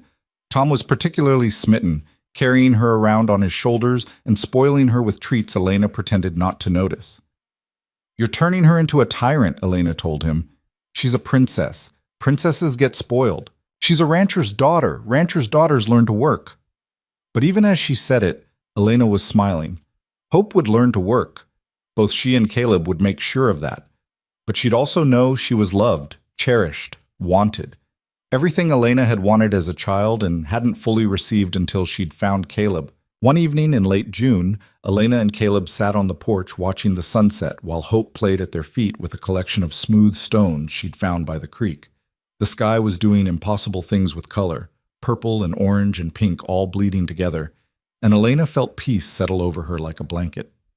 I've been thinking about painting again, she said. Caleb looked over at her. Yeah? Yeah, those colors. She gestured at the sky. I want to try to capture them. Probably can't, but I want to try. You should. I'll build you a studio. Nothing fancy, but somewhere you can work. You don't have to do that. I want to. He reached for her hand. I want you to have everything you want, Elena. Even the impractical things, especially those. She leaned her head on his shoulder. I already have everything I want. Greedy, you can have more. Hope abandoned her stones and climbed into Caleb's lap, demanding his attention. He shifted to make room for her, and she settled in with a satisfied sigh, her thumb finding its way to her mouth. She's getting so big, Elena said, watching their daughter's eyes droop with approaching sleep. Too fast. Some days I wish I could freeze time. Keep her just like this. She'd hate that. She's always trying to grow up faster. Wonder where she gets that from. They sat together as the sun finished setting and the stars came out. Hope fell asleep in Caleb's arms, her breathing deep and even. The ranch settled into its nightly rhythm, horses in the barn, cattle in the fields, the land itself seeming to exhale after the work of the day. Sometimes I can't believe this is real, Elena said quietly, that I get to have this.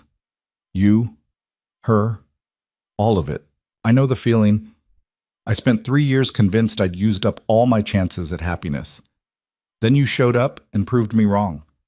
I didn't show up. You advertised for me. Best decision I ever made, even if it terrified me at the time. Elena thought about that first day, stepping off the stagecoach into the Montana cold, having no idea what she was walking into. She'd been so desperate, so certain she was making a terrible mistake, but too proud to turn back. And now here she was, a wife, a mother, a woman who belonged somewhere. I'm glad I answered, she said, even though it was probably insane. Definitely insane, but the best kind of insane. Hope stirred in her sleep, one small hand reaching out to grip Caleb's shirt. Such a small gesture, but it said everything about trust and safety and home. We should get her to bed, Elena said reluctantly. Caleb stood carefully, Hope cradled against his chest. I'll take her. You stay. Enjoy the quiet. He disappeared inside, and Elena heard his footsteps on the stairs, the creak of the nursery door. She sat alone on the porch, listening to the night sounds, crickets and distant coyotes and wind through the grass, the same sounds that had seemed so foreign and frightening a year and a half ago now felt like home. Caleb returned and settled beside her, his arm around her shoulders. They sat in comfortable silence, watching the stars wheel overhead, feeling the Montana night wrap around them. You know what I think? Caleb said eventually. What? I think sometimes the best things in life are the ones we never planned for. The ones that scare us into being better than we thought we could be. Elena considered that. Is that what I did? Scared you into being better? You scared me into being real, into admitting I wanted more than just survival, into taking a chance on happiness even when it terrified me. And now? Now I'm still terrified, but I'm also happier than I've ever been.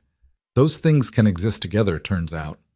Elena turned to look at him, this man who'd been so cold and closed off when they met, who'd built walls so high he'd thought they were permanent, who'd learned, slowly and painfully, to let someone in.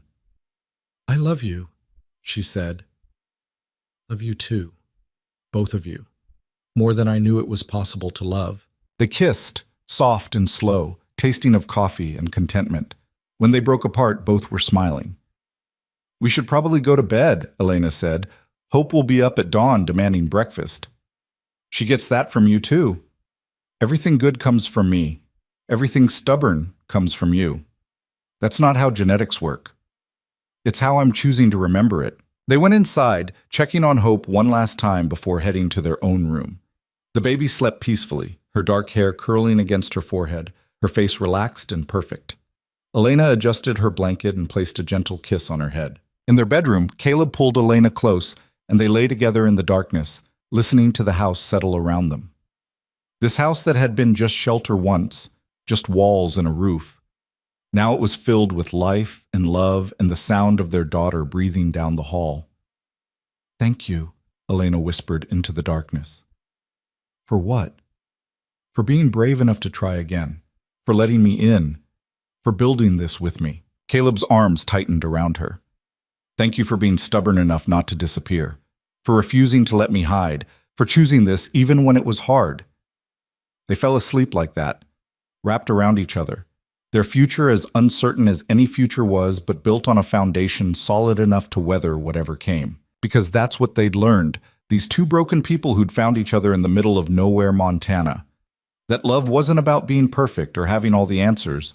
It was about showing up, about choosing each other even when it was difficult, about building something real instead of something easy.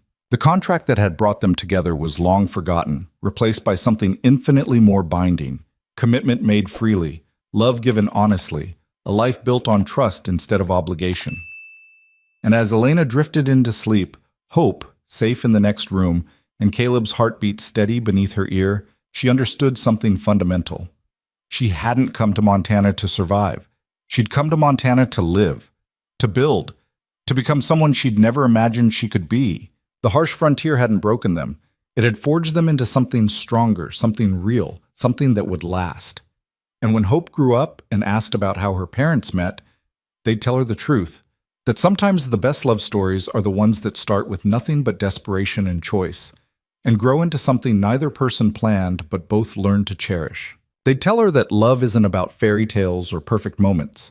It's about two imperfect people deciding they're better together than apart. About building a home not just with walls and a roof, but with honesty and courage and the willingness to keep trying even when you're terrified. And they'd tell her that she, Hope, was the proof that broken things could be mended, that second chances were real, that love could grow in even the harshest soil if you were brave enough to nurture it. The Montana night stretched on, endless and full of stars. Inside the ranch house, 3 people slept, a family not born of tradition or convenience, but chosen, built, fought for, and earned. And in the morning, they'd wake to do it all again, together.